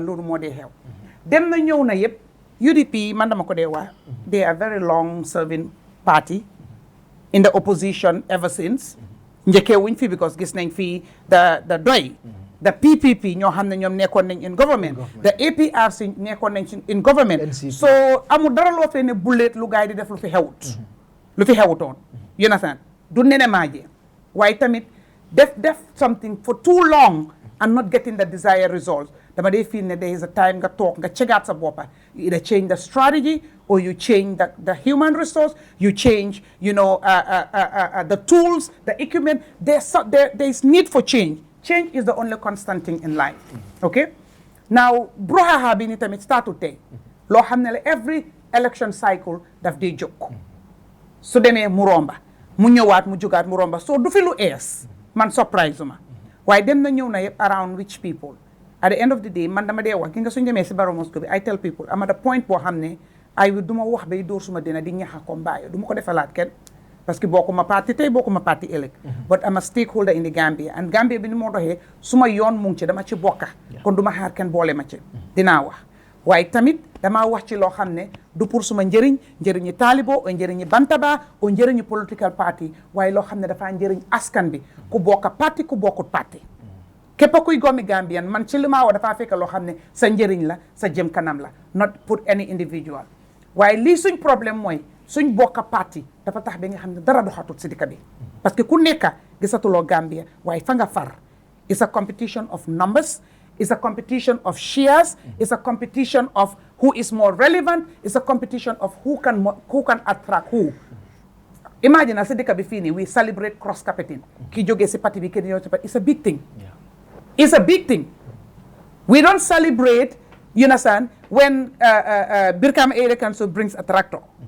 because that is going to serve the people of Brikama entire not an individual but one individual su jógee fee na mu dem feneen ñu celebrate ko o spend xaalis bu bari pour celebrate so that tells us our priorities so attitude needs to change and priorities need to be right fast forward sa yaay génn na mu dem interview mu wax and I feel ne interview bi I would have wanted to expect more of yow saaf nga as mayor one time a very crucial a campaign bu métti nga win nga saaf one time nga ñëwaati mu métti waat mel ni ki jaaruloo ci loolu noonu sa second time waaye nga winaat loolu which means ne nit ñi nu mu bon I don't care what happened waaye nit ñi am nañ óolute ci yow ba joxaat la kon nit ñooñu noonu sa nawle lañ am na loo leen amal ba nga xam ne sa wax saa yu nekka da ngay delloo sa boppa ci lu tax ñu dénk la place bi understand nga waaye interview bi it was all a matter of pour man defante it's a matter of ni ko soo say dee waxee moo kajafoo it's a matter of vendetta personal vendetta trying to settle scores and li all of their wax rek bay da ngay weesu mbote fa nga newoon ñaari at soo fa waree delloowaat sa boppa rek am nga problème pour man I move along way from certain things as I grow in life am na yu bare la ma defoon du ma ko defaat man ma ne su ma fa nit buggee delloo sax maa bañ du ma fa dem parce que dama fa dépassé mu wax yoo xam ne ñun ñëpp gis nañ ne wax yi lim yàqa moo ëppa lim defar ñi ko rafetlu wut moo ëppa ñi ko rafetlu kon loolu noonu problème mu ngi foofu noonu yonasan because buuba man tey su ma amoon problème ak yow waxuma ne duñ am problème de waaye du ma toog si media yow di setul suma problème ak yow ci media bi parce que xam nga lan la dama toog fii nii ma wax ñëpp ne yow suma broda nga dama toog ci media àdduna yëpp di ma dégg ne dafa am lu rafet liñ seexante dafa am waxtu yoo xam ne dafa neexoon rus naa ma toogaat di wax suma naxarite about yow ci media bi that's not the place I'm supposed to do it loolu yëpp mooy sàmm kóllare ak xam àdduna ak am ngor ak ragal yàlla nga jógee ci moom nga foog ne ok foofu noonu ñu bari nañ ci jànga ñu waxtaan ñu setul ak yooyu noonu because again it's the same UDP right I don't even expect such to happen between UDP and GDC or UDP Sobeya APP much more inside the UDP yes political banter that they happen it happens everywhere now nga jógee fa nga ñëw am Yankuba you know what I mean again certain things that they happen regular I was like okay you know what is it the first of course no Did I expect, am I disappointed? Absolutely not. Am I surprised? Oh, hell to the no. You know, and can't be bothered. You move on. And I'm Yankuba ñëw. You know, again, Yankuba, you just jënd tractors. Talibo mune waxut process me. Come and tell us the process that happened, how you acquired those, and what you expect, how you expect those tractors, compactor trucks or whatever, to change the livelihoods of the people of Birkama, because that is what it is meant to do, right? But that's not what you talked about. It was all personality, personality, personality. Now you lived with somebody, you worked with somebody for 3 days, lasa. Ma liggéey ak yow. Man ma génn ne am na lu rafet loo ma jëlee. I like it when Pamadou said, but Italy sita jang ika foko talib mi brotherleti aye mako ile blah blah blah. And we all saw that. We had it. So if the same person that has helped you newly in the game, right, has done something that you didn't like, it wasn't an member caring that you have to sit and tell the person. Because I had asked Talib, and Talib never knew these things Yankuba had harbored. So what are you all about? You know what I mean? At the end of the day, all the things. The first thing of the backstabbing. I have listened to the entire interview. I can understand Mandinka very well. And if I don't understand, I have no more here and call Exactly. So it is very, very clear. But I listened to the whole interview. I have not seen any point that I can say, this point they backstabbing them. Maybe I need to look at the word backstabbing mean. I haven't seen that. That's me. Again, you look at this other point when Foko, you know, you borrowed me trucks, and then I come back to you, and then you're saying that I'm mediator. Now, these are the two issues. This is politics, and everybody wants your work to be showcased, right? Now, first issue I have, for Yankuba, ataya sena yandiko, atenin talib madiamo, atenin CEO yadiamo. But if follow, talib yala diala. So in second time, ni laftala, munatina emanta talib ya. Ni manta talib ya fang yeta CEO koyeko, inyanta tala media. You understand? Iman la fikata media, munatina email a brother call. Ya faika, nteni CEO diamo, but I knew for ne andon teman la fika nyinke. Munatina eman woke. But for the first time, you sit and remember caring to highlight those things, because apparently you were dissatisfied with it. But I don't have a problem you going to the media to say KMC borrowed me tractors, because I mean it's PR. One, possibly if the CEO told you that, they wanted PR to show that, okay, our tractors are working beyond KMC. I see nothing wrong in that.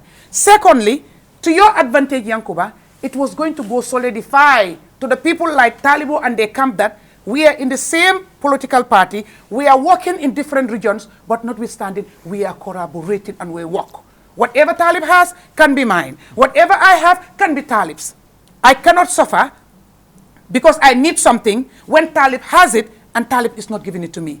It was a political point you were going to score to the opposition to take them that you guys can work together to help each other. The person at Kuntawur would have known, you know what, let me go to the person at Mansakonko or Basse to ask for something, because we're all in the same party. Because our win is our party's win, and our party's win is everybody's win in the Gambia. Let's think outside of the box.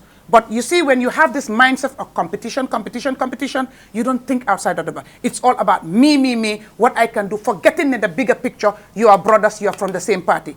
And the good name, the party owns it. So they miss that point. Or not they, Yankuba miss that point. Because mom nim ko gisee moy yow da nga buga fu ma dem wax ne yaa ma dimbale ako ñi ko nga ta mi de to ngay ko mbangulen ken takela. You know, I like the way Yankuba speaks Sauce. Wow, I love the way I love the way Yankuba speaks Sauce. The English accent, I so love it. You know what I mean? I like it when he speaks. You understand? Ako nyoko ngata naka media to. You understand? You know, ako nyoko ngata media to. Ngay ko manguleng kenta kela. I love that. You missed it. You know what I mean? So at the end of the day, that also, before that, you know, he did that writing. He wrote something, which also I felt it was not necessary. Now, I saw the likes of Barrow saying, well, Yankuba Manchenke, abe Jabi Rola Nung, or whatever. Who is Yankuba Jabi Kang? The people that allegedly Yankuba Bewolkal Jabila, is Yankuba at the same level with those people? Absolutely not. Are those people doing what Yankuba is doing in this country? Absolutely not. Have those people even been elected into office to serve the people? Absolutely not. So levels are completely different. you choose your battle, right? You have to master the art of time. When you fight, you have to fight with people that, you understand, they also have something to lose because they at the same level, they're doing the same thing. Like you said, you're bragging, 77 people voted for you. Who voted for those people that you're responding to? Nobody. You know what I mean? So why should you stoop to that level to say you're responding to that, or they have triggered you or whatever? He dropped the ball on that one. Why you get what joge fofu nono mu ñew togat pa modu, you understand, and said a lot of things. Man pour man, you know, honestly, see, in life, No. He also accused Talib of campaigning in West Coast. But if that okay, is happening, let me even come to that. Okay, man bokuma UDP. Why it is apparent to everybody ne Talib is the national organizing secretary or whatever. Yeah. Aside from being the mayor, which nyom party bi ñoko ko jox. Not man, not yo. Nyom ñoko ko jox. You understand? And Talib has been that before Yankuba came to become the chairman of whatever, West Coast. And Talib has been given sugar, you understand? Man, before my support Talib, understand nga? I know Talib have been given sugar because I was part of a community that sugar came to, you understand, from KMC or from Talib, wherever it is, but Talib's name was mentioned there. Because Nyuko in the one in Talib Molin Yoni as national organizing, whatever. So Lolo Dulo S. You know what I mean? Nekut lo es. So suneke ne munko johe. I think Yankuba's problem is ne munko johe in his name, not in the name of the party. How can Yankuba substantiate that? You know what I mean? So lo hamne mung don hel bala yo ngay ñew. You have not complained about it before you became the chairman. It was happening in your region because that's not also only happening in back Birkama Erika. It's happening nationwide, everywhere else. I am aware from this Nakalinko 2023, right? Ne, the sugars are given to every regional UDP chairman or whatever, right? Given to imams, you know, given to whatever. This year, I had to request and say, okay, there has been a system, a norm or whatever, but as part of the area council, you give to each region, the imams or whatever, each constituency within the KM, you know what I mean? Because other regions, that's not your whatever. They've been doing that. But man, in KMC is one region. Yes. And if you give to all these mosque imams or whatever, oh, I have my churches, my parishes or whatever, please remember them. I respectfully reminded them. And they went ahead and did that. Sent it to the Gambia Christian Council, who distributed it or whatever. I did not have problem. But I'm aware, when Talib was giving sugar this past time, we are recording. You understand? Talib gave to everybody else. Talib gave to sugar to Yankuba, and he took it. Talib gave sugar to Rahim Aliglo. They took it. They never said, oh, no. I'm in Banjul. That sugar, I don't need it because you're giving it in your own name. So I'm not going to take it and I will not give it to anybody else. But they did. So, and again, I asked the question, where it called giving charity or trying to help the vulnerable or the needy, I never knew that it has political demarcation. I did not know that politics has to do with demarcation and because Chairman Dabo Amut Halis, Mota Mayot Sugar. But can somebody substantiate that? Where is the evidence of anybody saying that on behalf of Talib or Talib saying that? Hamga, yena, gis nga wax bo xamne dafa yaxa te amulo feko fen foko base te wax bo xamne bu duggé ci xeli nit pour génné ko fa dafa metti nañ koy oytu because at the end of the day ñoo bokkal lu ñoy ut at the end of the day ñoo joggé ben party at the end of the day name bi ñoo try pour promote or whatever ñomi neen ñoko bokka. So ñoom mënoon nañoo solve loolu noonu internally mënoon nañ ko waxtaane internally ñu seet naka la ñoo collaborer pour make sure ne suñ ko defee bu dee ne boss la ñoo ut for each other ñu bokk ko su dee de ñaan yàlla la ñoo ut for each other ñu bokk ko ba nga xam ne kenn du joxoñ kenn mënoon naa nekk waaye niñ ko defee moo wrong moo ñaaw gis nga in the delivery of whatever it is one has to be very very poised when you're poised it's in the internal, you understand, not on the surface. It's in the internal. Sa delivery, sa mannerism, sa utterance has to be calculated and measured. Buba, aka ma bari won seytaane. Man dumay hulu xeex rek lay def. Xanaa nga sori ma. Te dama mig dinaa la ut bu ma xeexuta yow xeex bu du jeex. Mënuma woon xulu waaye dafa dem ba ma fam ne man soo ma riitee sa damaa daw. Boy ñëw dama daw because bugguma ñu laalante fa laa tollu in my life kon nga xam ne am na lu ma weesu du ma fa delluwaat and nit ku nekk da nga war a evolve understand nga da nga war a grow out of certain things. What have they achieved in all these things that happen? Now what I see is, when Ousseynou Dabo spoke on Wednesday, right? All the people that were at the Sotola, at the Kela, everybody knew me like. Now I ask the question, all the fight, this is what you guys wanted. Because you think Uncle Ousseynou talking is going to shut everybody up. I say no, it will not. It has even created a bigger problem that you guys have not even realized. In the inside and in the outside. And man, I feel it's a weakness in leadership. Address the problem. Address the problem. Not shelve it or try to shut people mouth for the short term. It's going to come back. Problem, the first surface at, because the problem has not been solved. Now I ask the question. I would have expected Ba Ousseynou to come and address the issue. The issue is here going back and back. And the truth be told, man musuma dega Yankuba, mutjel a platform I am interested in the flag bearership or the party leader and secretary general of the UDP. Musuma ko dega. Hegna amna man musuma ko dega. Musuma dega Rahilo, mutiye mic mu wax ko. Musuma dega Talib, mutiye mic mu wax ko. Munna amna because I don't go to their political platforms. You understand? And when the media is showing it, amna lo xamne daf ko dey miss. But if they have done that, now you can tell lolu mo xew. But of course, ñun ñep dafuñ. Suñ xel dañu mbalax. Xam nañ ku nekk sa buga buga te gis nañ ku ci nekk ki la buga lim nekk di xeex pour yow on your behalf. You understand? So ñi la xeexal ñoom ñu ngi def loo xam ne ñoom neen man ba fii la dañ ko accept dañ ko buga parce que loo buga di nga disassociate sa bopp ak loolu oo di nga ko stop waaye ñu ngi jël loolu noonu ñu def ko a big thing pa bi loolu la waroon a address man I think for the pa to sit there and say in 2026 I am declaring my intent right now even though intent la wa it's English language yow fahamule yaay ya fahamule fo nga faram fàcce nganiyo yes ngania okay ni ma lon nga faram fàcce exactly intent lawa and that intent can change but however you understand declaring your intent and now when everybody else is saying nobody should so where's the democracy why are you an exception that you can declare but nobody else can declare I have a problem with that solve the issue and not say and wait until the time then you declare. But this is not the first time. Sabali has been singing when he was in UDP. Pabilem, pabilem, pabilem. Ajiyam Seka has said it several times. You understand? Rahilo had said it. Nobody tells them don't say that the past should. But when anybody else say, Jalola, Bayola, it is a problem.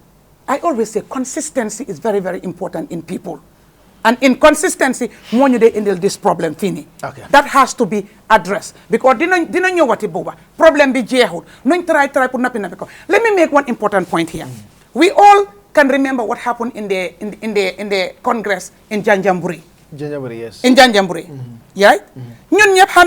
There were some people who planned to say Ousseynou has overstayed. And they needed to remove Ousseynou as the party leader. They needed to remove Ajiyam Seka. They needed to remove all those old folks.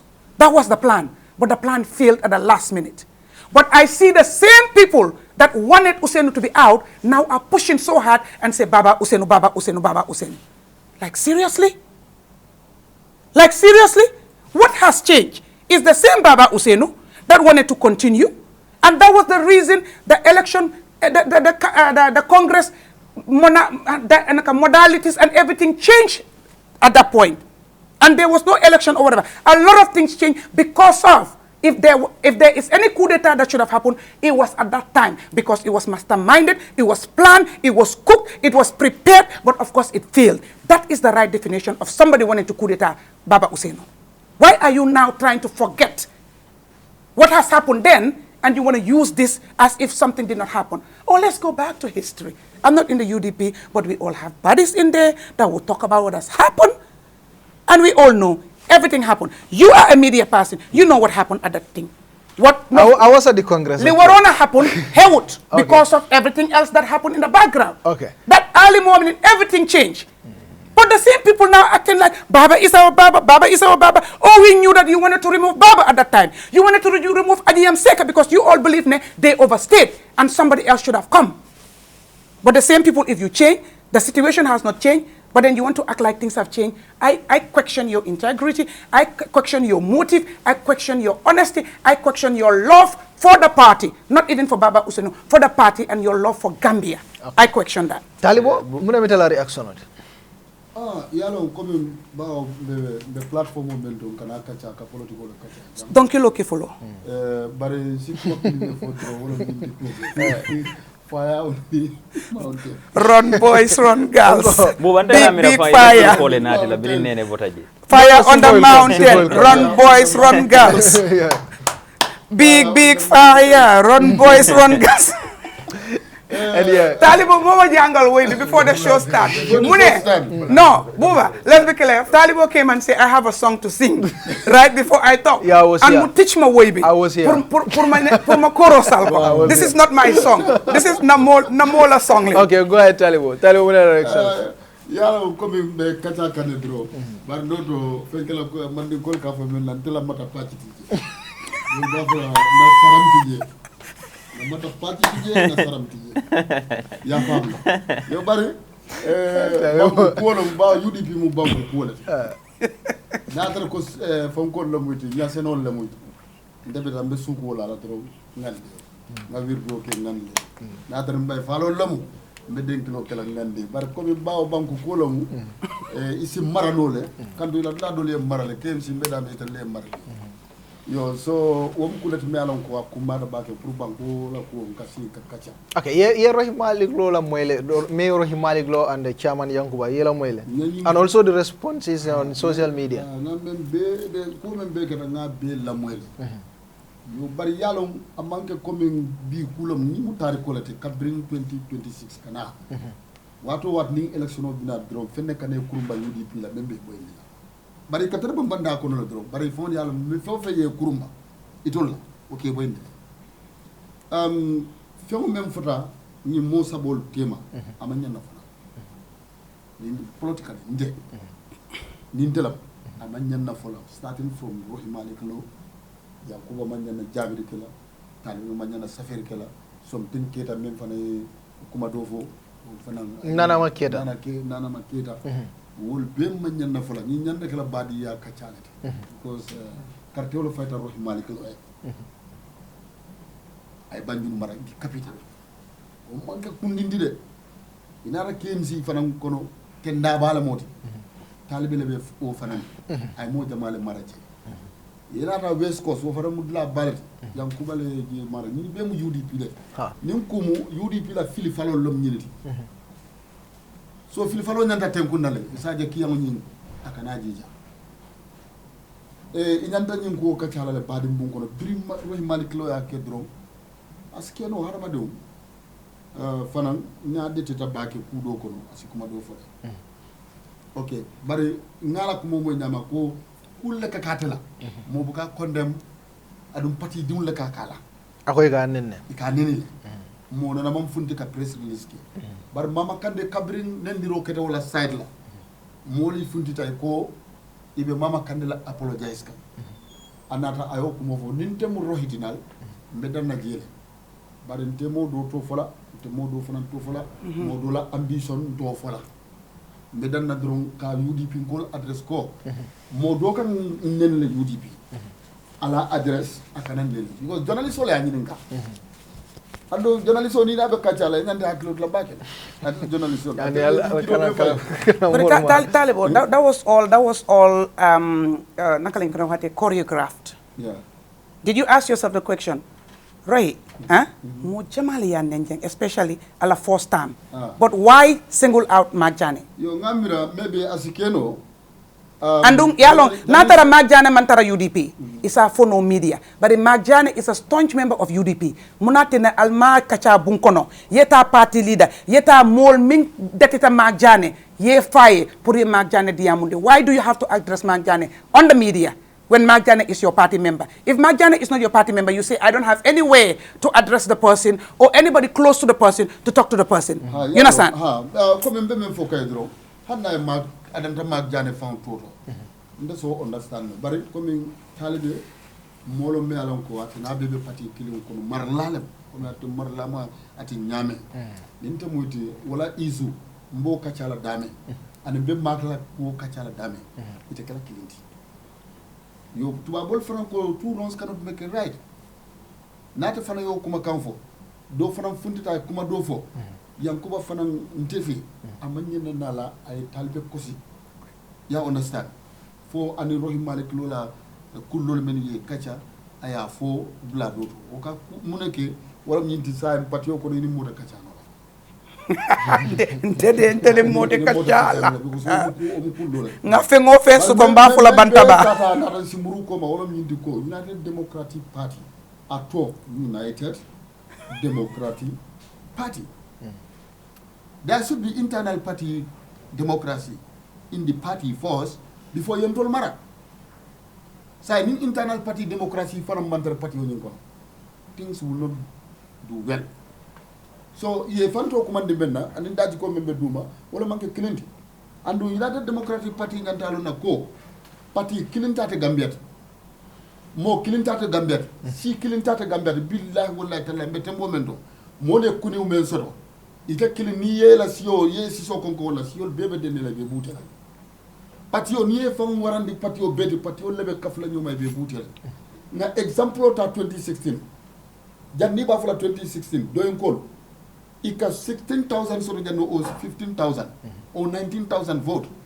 Amad baka 20,000 votes soro nan. Bilis 2016 nat. Mol kafta nyoma ya jame kelen. Wala sono adan jolila 19,000 or 18,000. Iti amira nin doy man kafuje. 24 do Amad Ba man kafuje. UDP can win. Ila candidate can win. Wo political style mol nyanta ido parti o menkono. I nyanta reflect la yo calculation o jibe. Ajibe birim Barrow nata MPP lo. Ay APRC invite nat. Ay do ne halwo nat. Ay do fana ne hal anat. I bri ko tele Barrow fu dendi ko la kabrin ko tim jomala boyta. UDP le boyta. Bar mol kam men kel wot modon ko carte fa man tili. Atili ta bet ko bendam. Mol yeke ko rek. Bar UDP ila homework imake. Okay. Ya understand? So do fanan felenta abakana adu mandin ko ala felenti woye tere la bara ala bakana nyanda wutla boro. Adu ila nyimmel yalon koy kapla mol jibe la dolbe tubabu dolbe la do ni UDP ma dure kam de alquran wala ma. Ika jele ka foko mo manya neted advice la they are perfect. Andu ika juduntel mel lanka analyze ke billah wala ntel mo la problème oti. Imano. Ngel quand même foi wala ñindi ko al sion de respect ali party au respect ali every political party respect in this country kaje ka foko ñin don na transo ñin don na tala wala ka dala soke ñin na transo manna ñin don fan na transo ma ila tala ata dala so sina wala na a sitting government fund abe all means ke kan kaje ka foko ka mol ka funda fama kana wo style le be kerin dunia kono bete moment de say natel dam ma be patio kono alla patio bitaka mo me taji nte fana na jero fe baba fana na nyin diamu o manke kuti me alon ko ay ko senade woni yeko be non de akamunta ko yekuro ka senata ye fano landi isanyo kan abe jolo ndabang nene men fo chocho bina la ko tek because ni anata ke ko tek ay kaunfani akonte lola iba fala fero le kedro aha mobe modole bar ñine bije wo fana be balone sila bla dot so ko dol bije yeah and yango said ning talib nara be bola party otole ya exactly so bar ku mota ta nata ñamen dro wala ñindi ko because the other thing important thing, you know, they all say Barrow is not good, Barrow is corrupt, Barrow is bad for country, you know, and all that. But now you equate and said that, you know, Talib's leadership would be worse than Barrow. So I don't see you supporting anything worse than Barrow, because already what Barrow is doing to you, what you believe is bad. It's an all-time bad. So why would you even leave what is bad and go for what is worse? Understand? So Purman, if you don't want bad, you will not settle for worse. And you believe that, okay, Talib Nyol will be worse than in Barola. So there is no way on earth, if Talib should be, you will support Talib. Okay. It's very, very clear, and I think it's whatever.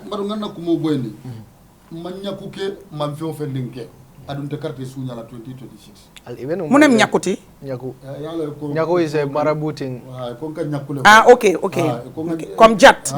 Ko MPP nyakule fay bari nin kumu ndel fanani ya nyakudunda jele ba modo funtita ka ala fansum parti wolo ke ba madi yo UDP jelata ye forumo fa hela na je top UDP ikata administration fon koti me je don ko fo katita bargo boyta sa ndebe même kabri borana mali le UDP programme so jama ide ani ela nyim mali ta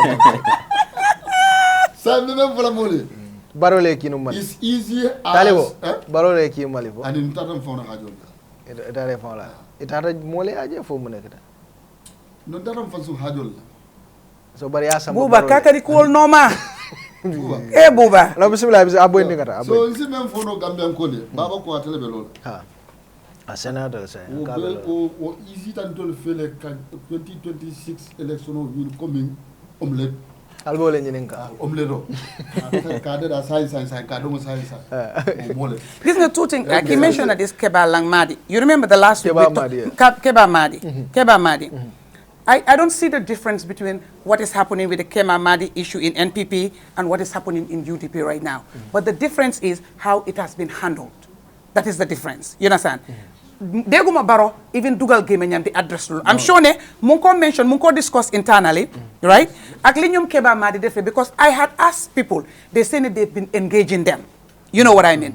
Nyam ñu ngi fati masi kifi ñewon naka la tudda who's the kifi ñewon from that camp by Sankare ñu ngi fati di wax di def and yoy nonu but apart from the letter like I said they wrote 2 letters which I support. The only problem I have is telling them people not to give them voters card or whatever. Kuneka is a democratic right. You cannot suppress people. But then the letter that they wrote to them to ask them, I think it was professional, it was up, it was timely for an institution to do that. The respondent in this one, like I said here, it's also good to follow through because the bull binda bull bow rector matter. It's also important bindangalen gajohlen a timeline. You need to come back to the people and update us whether they have responded. If they've responded, what has been done. Why the handling of the issue is very, very important. You understand? Ñoo fi tok ma ci bayo ni koku dafa am xaliss dafa am nit dafa prominent daf dé dimbalé nit ñi kon koku ko important la so koku su waré gëna NPP should be worried. You know what I mean? Why? NPP fate wuñ ñu ko handle in a very good way. You know what I mean? Why? Imagine ñom internally li mu ngi xew everybody has to talk about it. You understand? Everybody has to import. It's like a time bomb. So bossy fi poof. So bossy fi when ñom ñep ñoo bokka. So lolo makes a difference for you. And I repeat again, Barrow is doing everything possible to win while the opposition is doing nothing to remove Barrow and get into power. It's just hot air being blown. I ask, what is the difference? I'm not talking about Barrow as the head of the president of the Gambia, but Barrow as the party leader and secretary general of NPP. What is the difference now after listening to Uncle Usunu speak on Wednesday? Now I ask, what is the difference between Barrow as the party leader of NPP, whatever, and Usain Dabo as the party leader of UDP? Let somebody tell me the difference right now. And muneye fata munatinna nyanta dotala nganyobula. Not as a president. Those are another big issue that I have so as many disagreements. As party leaders. As a party leader. About the 1 minute Taliban is be moving. Party internal program also. But it depends on Albaki Rula Nyame. Albahanula Nyame internally. Congress le asamba pro like youth president. So nala ambition of among party all over the by no. The only thing she make no me ya mar later to wala ya ngin ka later. Ay jabi I can need evidence. In case ning other kumbina kela ba congress la na dum congress mun na luwalet andum gambia luwale congress nyim. So wala tinandi intul ba samba kan professional na party o lafta kala institutional te dame ya lon ka foko nimbe ko kundin kila ani luwale bita.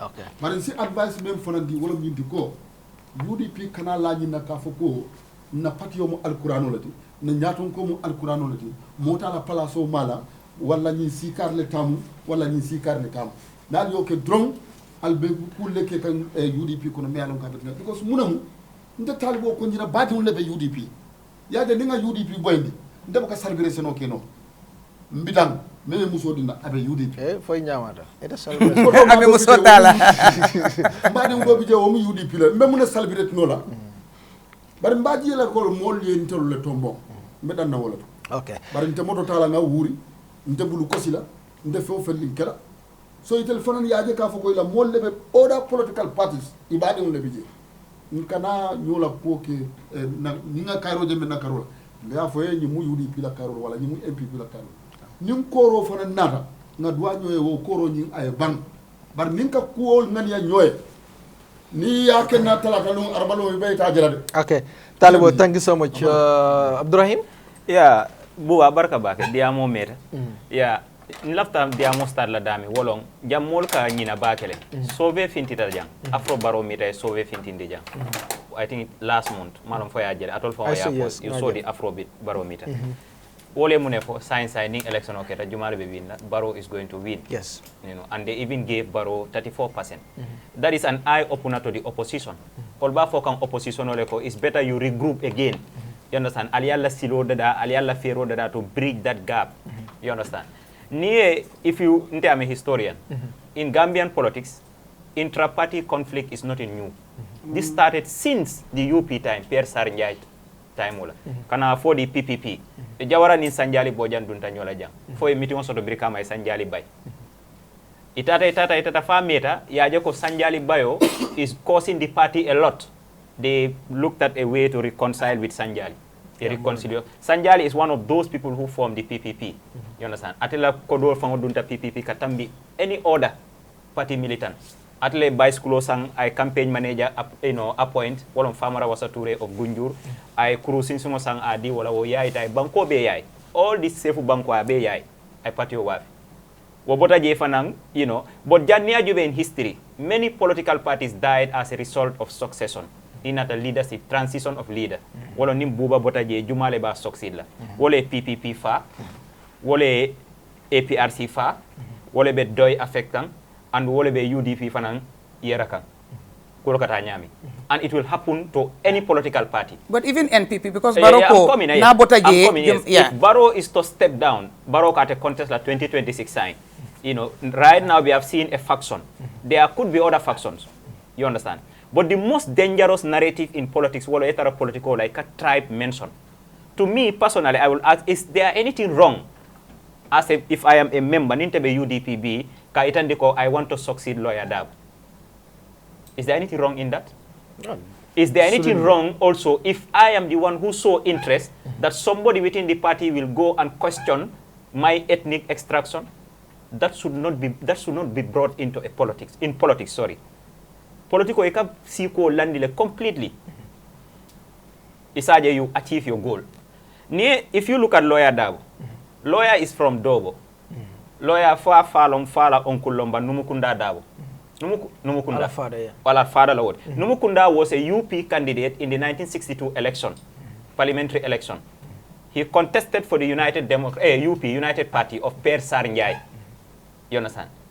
Per Sarnjai bota banjul ay numukunda londi opofuladu. According to Fanang, from my research, biri lawyer bota janata kombo jambanjul abe sabate rimper sar njaile. Lawyer, there is no ntenene mamu inteka political follow bakele. I have never had lawyer Dabo speak on the basis of tribe. Komu manding koti alna le kafunga Gambia manding koti nene mawomoy. You understand what I'm saying? But I have had Dembo by force 2021 election speaking in a political platform on tribal issues. You understand? Ka tribe soul won. Fulol, Jolal, Sarahulol, you understand what I'm saying? What keta jande? Mote o dispute la. It's on record. You understand? And what from bina Barrow batandila?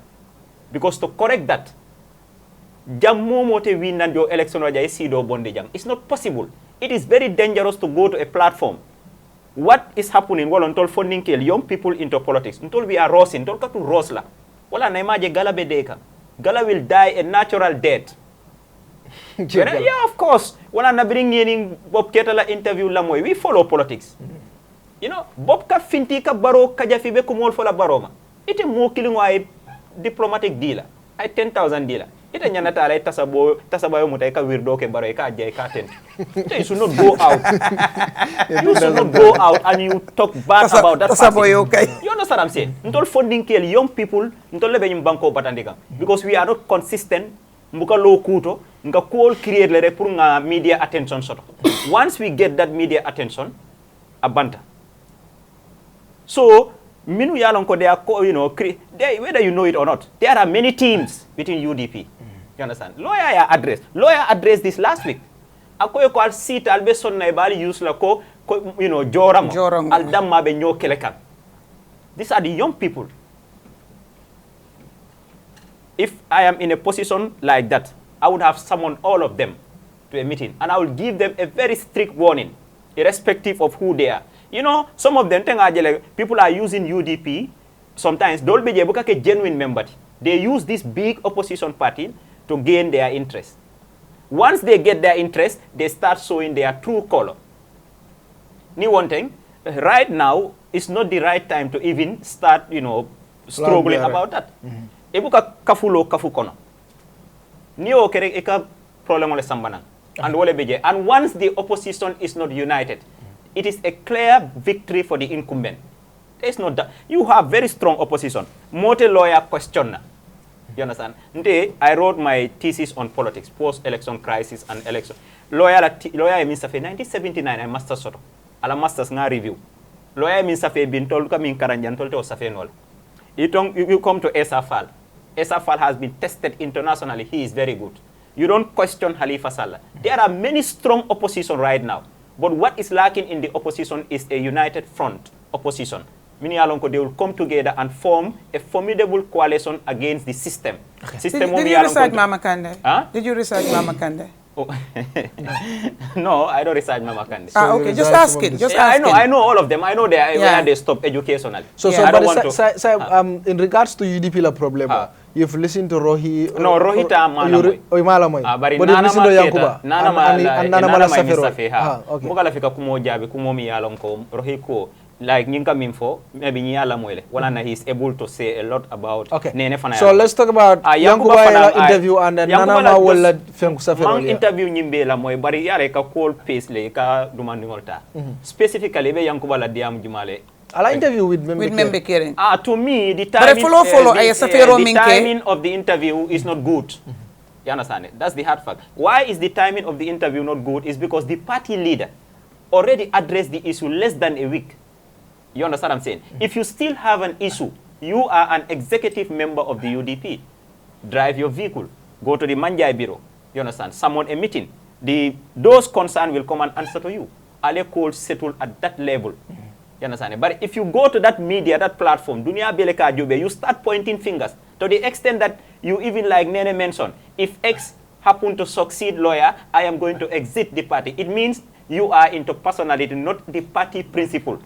Ye UDP jele ka UDP farman diade. Akamunta ko ni lafta bida fala. UDP is like never die flower. Niko ikana fa ka regroup le again because there are so many people in UDP that have natural love for the party. Those big snakes, the bigger ones. The big snakes, yeah. Snake. Yes. You understand what I'm saying? There are so many people in UDP. Nde banko bele yai. Mini yalon ko UDP a natural support sort of UDP. But also, Monica ke Gambian or Fanana Prolenti, we more or less support individuals. Olan inonka leaderless support. Gambia Jawaran Tango, Gambia Baron Tango, Gambia Usainun Tango, wala Gambia Halifan Tango. You understand? Politics is beyond that. But in whatever situation, don't bring any tribal issue in politics.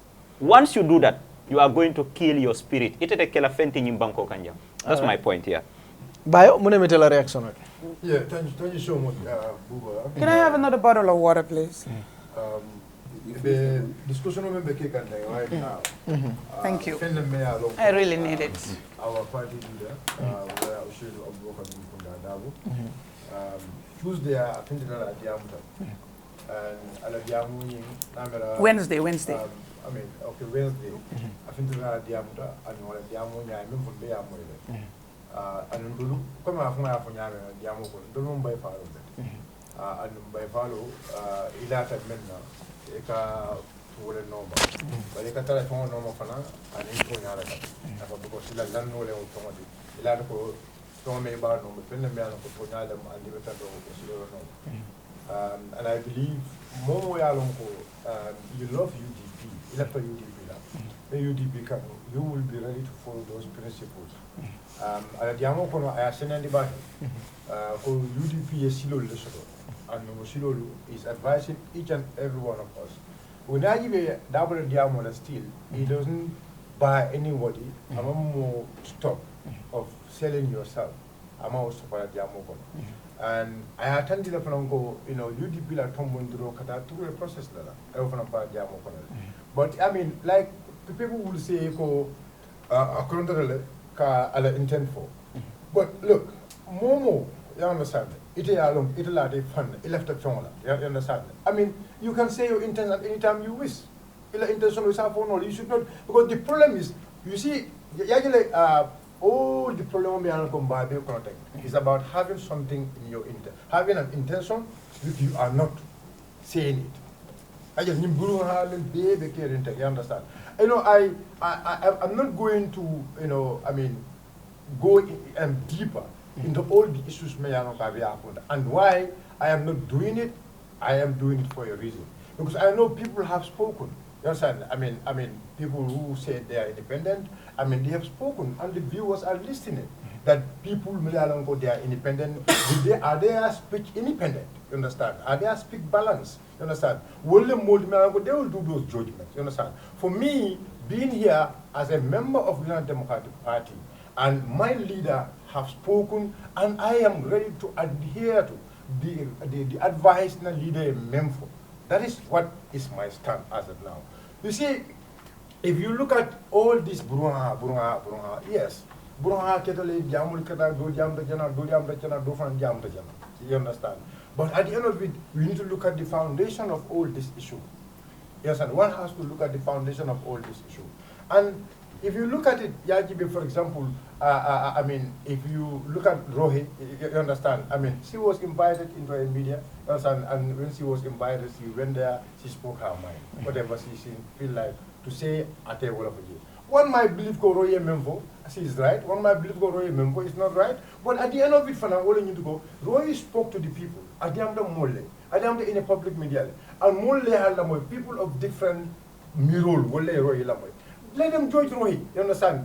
The way you are. And likewise, you come to Yankuba, you understand? I mean, everyone have your own way. Why Yankuba Diamuta, Al Diamoko independent believe in what you believe. And another person also, of another independent belief, Amari Lawala. You understand? And if I say you go to the foundation, for example, there has been a lot of issues happening here.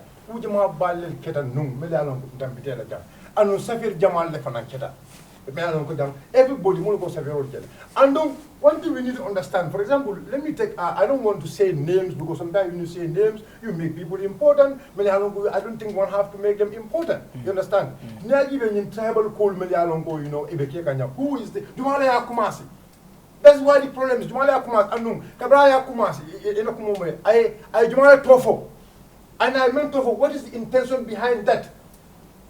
What is, let's open our hearts and think that that's the what is the intention on you? Coma.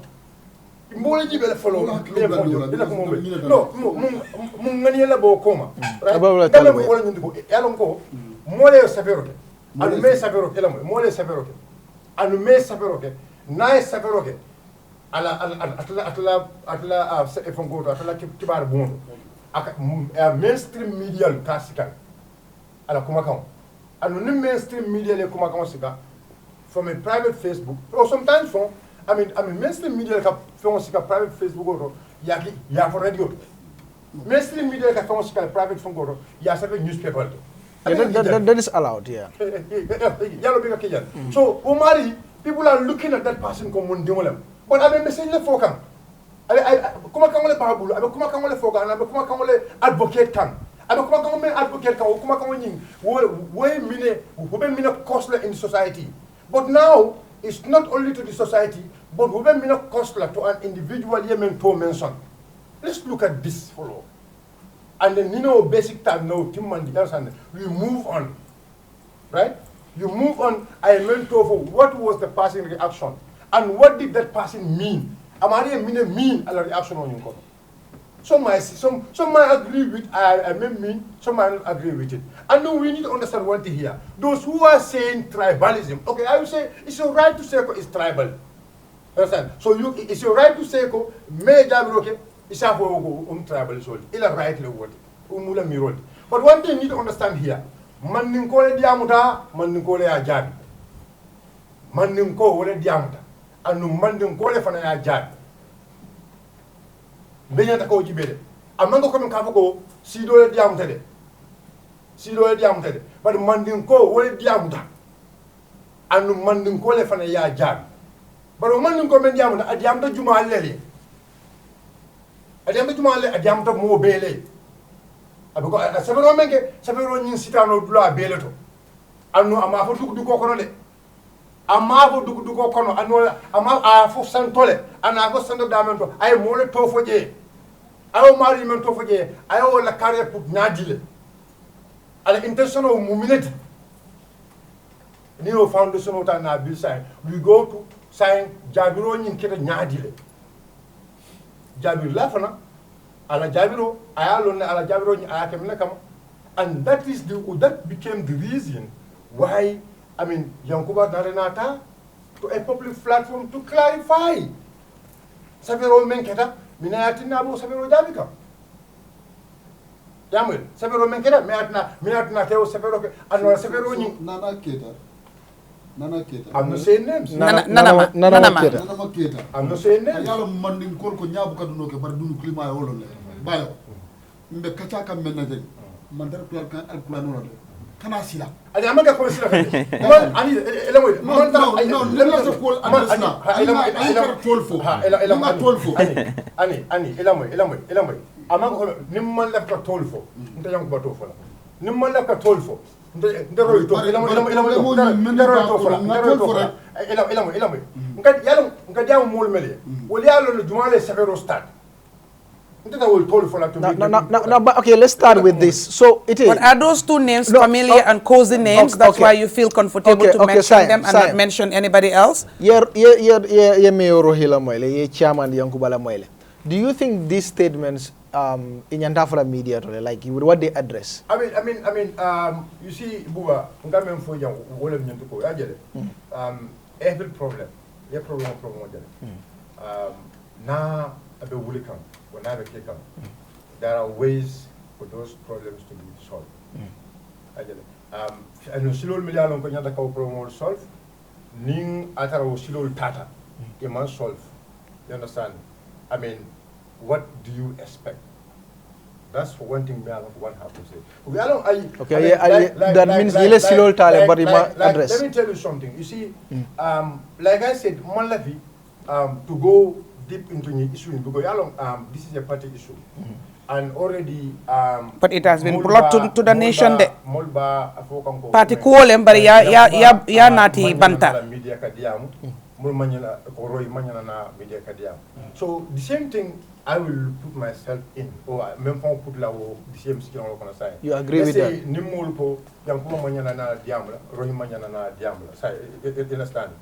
Okay, but now they are not looking at what Yankuba is meant for, right? And what actually make Yankuba to say that. You understand? But now, okay, Manyana na public media. So Ninda Fernanda Yanko, okay, because I mean, different public media, all media longo, Fico. I mean, I'm not going to monkey. You understand? But you know, can I see public media to care for? Maybe I feel like at this moment my institution doesn't allow me to do it. You understand? Because already, Dolphin Titale, in my people, what people are interested at this moment, public media. That's what some people are saying. But some people say, right? So this judgment is not among one side, it's in both sides. Everybody are a more mural focus. So I mean, at this moment, after Napati leader diameter, I feel like steps so dol keta or go dol keta, they don't follow jam. But I know there have been steps million keta. And but if you also listen to Yankuba Diamo openly, with open mind, yes, Yankuba actually mentioned some of the efforts, Meliketa. Some of the efforts, Meliketa. But I believe after all those efforts, Meliketa, if things are happening, and at the end of it, Yankuba Nara Diamata, Rohina Diamata, right? I mean, Talib Nara Diamata. So at the end of it now, the party leadership feel like this is an emergency. And it's an emergency, the party have to deal with it right now. Let's say, for example, if such things happen in June 2026, how will that cost to the party? Will they able to manage it before the election at some point? So I think those who feel like there should be change, and they really believe ko change the kelela, and they really trust in UDP, because UDP must be part of the change. If they believe UDP must be part of the change, they must believe in everything of UDP. So what I think, those who believe in it, I don't tell you who don't believe in it. UDP can be part of the change. But they believe UDP change me UDP die jail. Moment. UDP any option samanan, it will be ideal for them to also accept those options. That is very important. So what I did nim patel ila diamuta. Ala diamoto. I mentioned the joke UDP be pare rinne. And UDP be pare rinne pour ka Barrow masa kunda bondi. Ay pare dum wala. Masa kunda me ya lonko tapale ya nim pol mel be ke kanja. Ako UDP be pare rinne. Ako in fact at a fond as Usenu Dabo. Even ko momela. At the phone, nim water sida the process, because I process for it. We will follow the process, and the process nim water sida. I myself will be interested. But momo, but ako momo me along with your interest soto. Purka severo ke no water sida. You have right purka severo ke, and the history is there. Go that process was followed, and that process okay no journey. Right? Because Barrow Tombondro Jang, it was not only Barrow Mayor applied, there were 3 numbers Mayor applied in Jang. And then, likewise, 2021 also, it was not only Daba, Menke Dabo da Madame Saveroke. Lamin J Dabo ya Safele, Mbuk Fana Safele. Will make the Mole Melan, they wrote this, they showed their interest for elephant leadership, and it went to the Central Committee, meaning the process is followed. So the process is there. Whoever feel like the process should be there, you have the process ni momo latala. Then wait for the process. So still now, momentara most of can to show your interest. But yaja membi internal politics everywhere. Anyanta kake nyala nyama. Na manko nyama. At the end of it, there will be class. Okay. And class is something me alongo. We actually man left wala in UDP. Okay, Barrow. Yes. Nalo mbekacha kanja. Thank you. Ihanyita ye president ko Allah folo wuli ihanyita ye president ko. President Barrow ha. Ila pati yoni. Moyo ko mawdo fodi. Imam han ka wo tofo. Atul ko Allah ka tapalo ko nda. Tapale ya ba tul fawli yale. No, you know. So ni tapale ya be ya. Ite tapale wuli ndi nola. Talibo. I mean, yalong ibe dulala nyene kan. Ibe dulala point tam. But point down. Okay. You want me to mention names? Yes. Yes. But you but it ya lonne. It ni be silin jande. It ya long kabin jam to it ya long ko be jam kan jumale. But some do men can give o malo. Men can give the viewers. Let me show Talbo. Let me tell you something. Okay. There is no amount of pressure. Yes, and put on me to say something no. And then you will not say Galala Fongo Brie Aresilo Netamunko.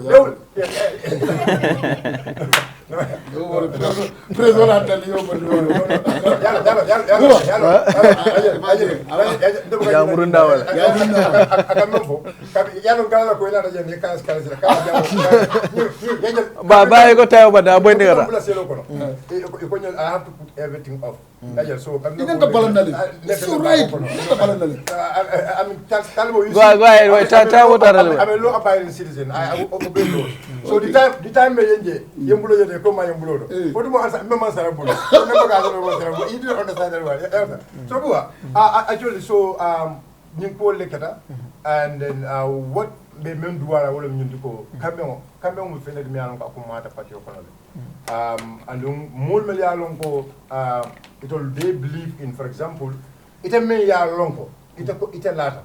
Ko Ning UDP young Quadaba Tombo at the Ganella, in a moment, and the Quebec cut off fire life. It a Melialongo, Ilatako, New UDP a Talib Tombo at the Ganella and the cut off fire life. In the Melialongo, Ilatako, New UDP Roy Tombo at the Ganella like the cut off fire. It a Melialongo, Ilata Landisana, Koni UDP at Tombo at the Ganella. It a Melialongo, Ilata whoever. in UDP la structure to konia tombong yasande molbe karto fayla yasande that's ite me along ite lata wala sai ite mari should believe in any policy UDP men some I learned in a moment as far as competency is there. Because what is more important here, we need change, but change may along go a real change. So that is about. But your party leader is saying in Talib Nara at a Bola party. You Yankuba is saying in Talib Nara Bola jail. But Yankuba Diamoning for I Diamomenka, you need to listen to where it starts and where it ends. Listen. Oh, Jesus Christ. Let me tell you something. Let me tell you something. Buba, Yankuba Diamo, ite alamoy. And it's not only you. People, they also listen to what Yankuba have said. Right? Yankuba Kumakama Memfo is very clear. And then Alakumakama and Memfo is very Ako ate man near Talib Lundi. You understand? Based on what is actually going on, Ate is not going to endorse Talib. That is not in line with the party policies and principles. But let me tell you something. But I am Pamudu can fire ko. Akai if you not altara process la enough moment. Coming Pamudu Kayako, if we not altara process la. I will take a decision. You will take a decision. Yeah. So what? But you could have just said I will support. Exactly. Let me tell you something. That would have been a fitting response. When you have Yankuba in any platform, in any Yankuba, you understand, you can, go deeper to ask Yankuba. I may mean that he's going to take a decision. You can ask Yankuba. You have all right as a journalist. Anywhere you meet with him, you can able to pop that question to him. We are reading the intent. Moment. One thing I know, UDP. From 2016 to 2021, we were so united. Although there were issues, but at the end of it, issues were solved. We all come together. Na usunuta na particular agenda wapi. Na usunuta na usunu wapi. For alayaki, I mean, election okata nyado nyama. And then people think the way election okata nyama by looking at the results. Some people think, oh, UDP faster. But at the end of it, you understand, Wilton and we are energized. This time,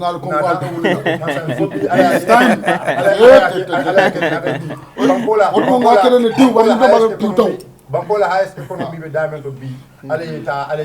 So I believe yes, still, I mean, the time is there, the space is there, and I believe in the leadership have the competence to make sure for all these men who will be caring, they put the houses in order. And I urge, we the supporters, you understand, I mean, people see us as supporters.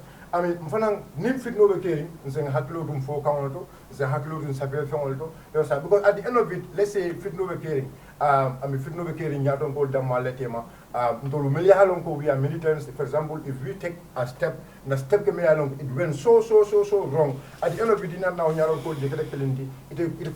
understand the life sometimes become hard for you. So it's always important to understand. I'm advice, and I'm advising anybody. You are in the party, you believe in the policies and the principles of the party. And you Democratic Party is the party. It has to be part of that changes. As the party leader said, the party is open for alliance. The party, any political party, an opposition political party, we are saying welcome to your Democratic Party and all what has happened. Thank you. That's a campaign message. We are not campaigning here. Hey. This is not a campaign platform. This is not a campaign platform. Buba balama mo wax leen gis nga it's very very important. At the end of the day, ñing fati fato ñing naka fati fate gisu kando naka chess dordena Sisu Konkongo. That's my teacher. Sisu Konkongo. At the end of the day, dinañ egg ci cappaandaw ba. You understand? Gis nga ate bàyyi la kii rube rek lay def kii rube waaye xaaral taalibo abatu gis nga olof dafa wax lu leer gëlëm kenn du ko solal coquette parce que dafa njool ba pare nit ko lu mun nañ ko bàyyee nit ko lu man nañ ko dooleel at the end of the day loo xam ne mooy yóbbu Gambia kanam nañ leen make sure ñun ñëpp ñu bokk ñu support ko because at the end of the day bugguma nit ki moo tax bugguma mu jiital ma am na benn bés Dudu Ja toog na fii nii mu ne gis nga koo xam ne bugut ñu jiite ko du mus a jiite foog nga nangu ñu jiite la nga xombul sa boppa then yow it boo jiitee nit ñi nangul la you understand at the end of the day ñu ne Gambia man where I have a problem is I cannot see people point fingers to hold Barrow accountable for certain things that they themselves have found wanting. I have a problem because this is a national issue. It's not an individual issue. Let's check ourselves. If you want peace, like our code of arms, peace, progress, prosperity, it has to start from the houses. It has to start from our communities, in our workplaces, in our parties, because these are government in waiting. It has to start from there before we can even demand for it somewhere else. If we want that, really as individuals, as communities, as parties, as leaders, we have to take away from our hearts the hate, the bigotry, the tribal sentiments, the tribal politics, the manipulation, the lies, the deceit. We have to take all those things from our hearts. Because, hey, our Bible tells us, because all things else, we need to guard our hearts. Because everything else flows from the heart. All of that, lu ci xol feeñ ci kanam. Lu ci xol feeñ ci kanam.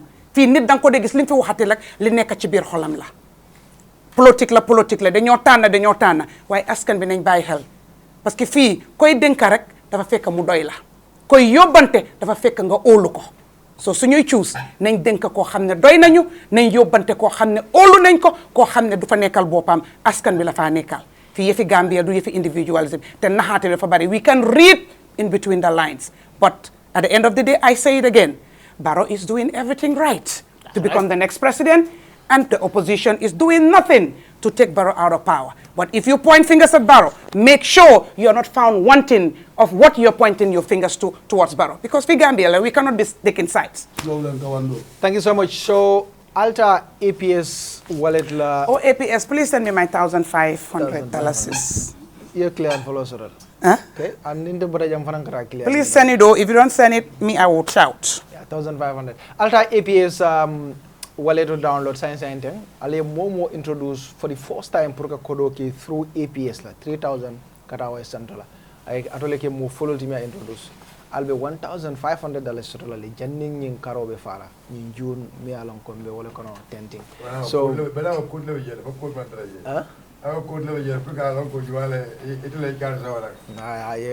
Abijele so saying ala download dong ala fenke ala APS ala foy ko ñinem na force fenko de alta je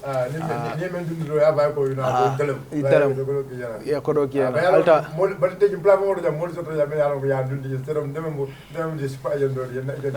you are not super agent because you did not sell it Bayo. You did not sell it. I did not sell it. I fully agree with that. So Alta APS wallet download sign. Of course I'll see credit card sanoje, I'll see cash power sanoje, water mal charge.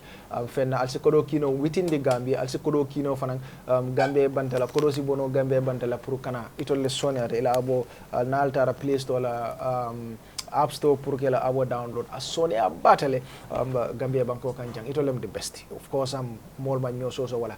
Alta na lafta korda sa na Carefinder wale dulati mi alon ko sitano je ye korda soto Gambia beto e lafta dawo dala isi korda kendo soto no Carefinder bulle ye korda soto all the locations mi alon ko lafta la sate ol be mi alon ko lafta korda la ya soto ale jele bari Carefinder fanan natara keneken so le be buli lafta pour kalo e ko fanan do wale ne bari amanke o damma de korda lorim fandingol korda lorim bandingol fanan be bulle mi alon ko ni lafta e bita sanal don jela korda abo dealer itollem nyonta ngolti ni na recorda wa photo Gambia banko kanjang on behalf of the entire Grand Bantaba bafala mo be ko fo arjumanala bye bye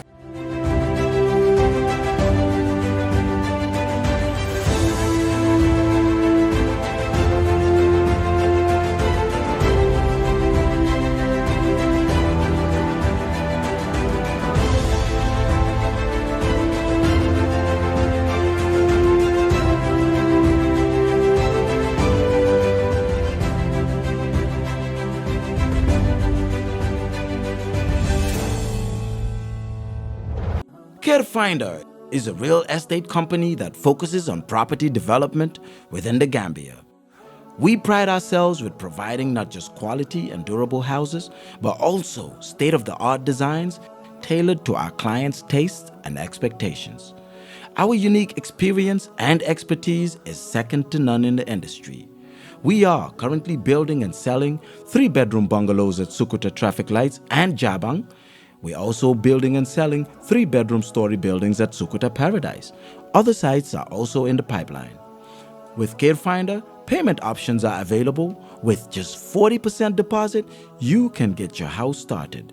For more information, contact us on 329-5188, 727-0049, 709-8418. You can also check us out on Facebook and Instagram at Carefinder.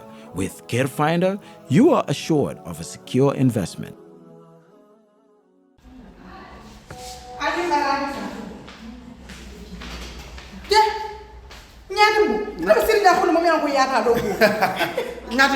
Ñatimbu ntemu APS lete. Ndemu APS lete. APS Gambia le mu APS ti. Katun APS is 100% Gambian. Bari ñatimbu ete ku furi mbala kentala di. Ke ñatimbu ntari taba futu wola. At least ya fonte ko APS min kullo balbiji. Imo fon fonya fon ka fonyo ko ibina do ibodo ko APS jam fane mo fana fonya ñatimbu. Yo min fo enta sija. Ndanga moyro ko APS wallet isa ko do kino.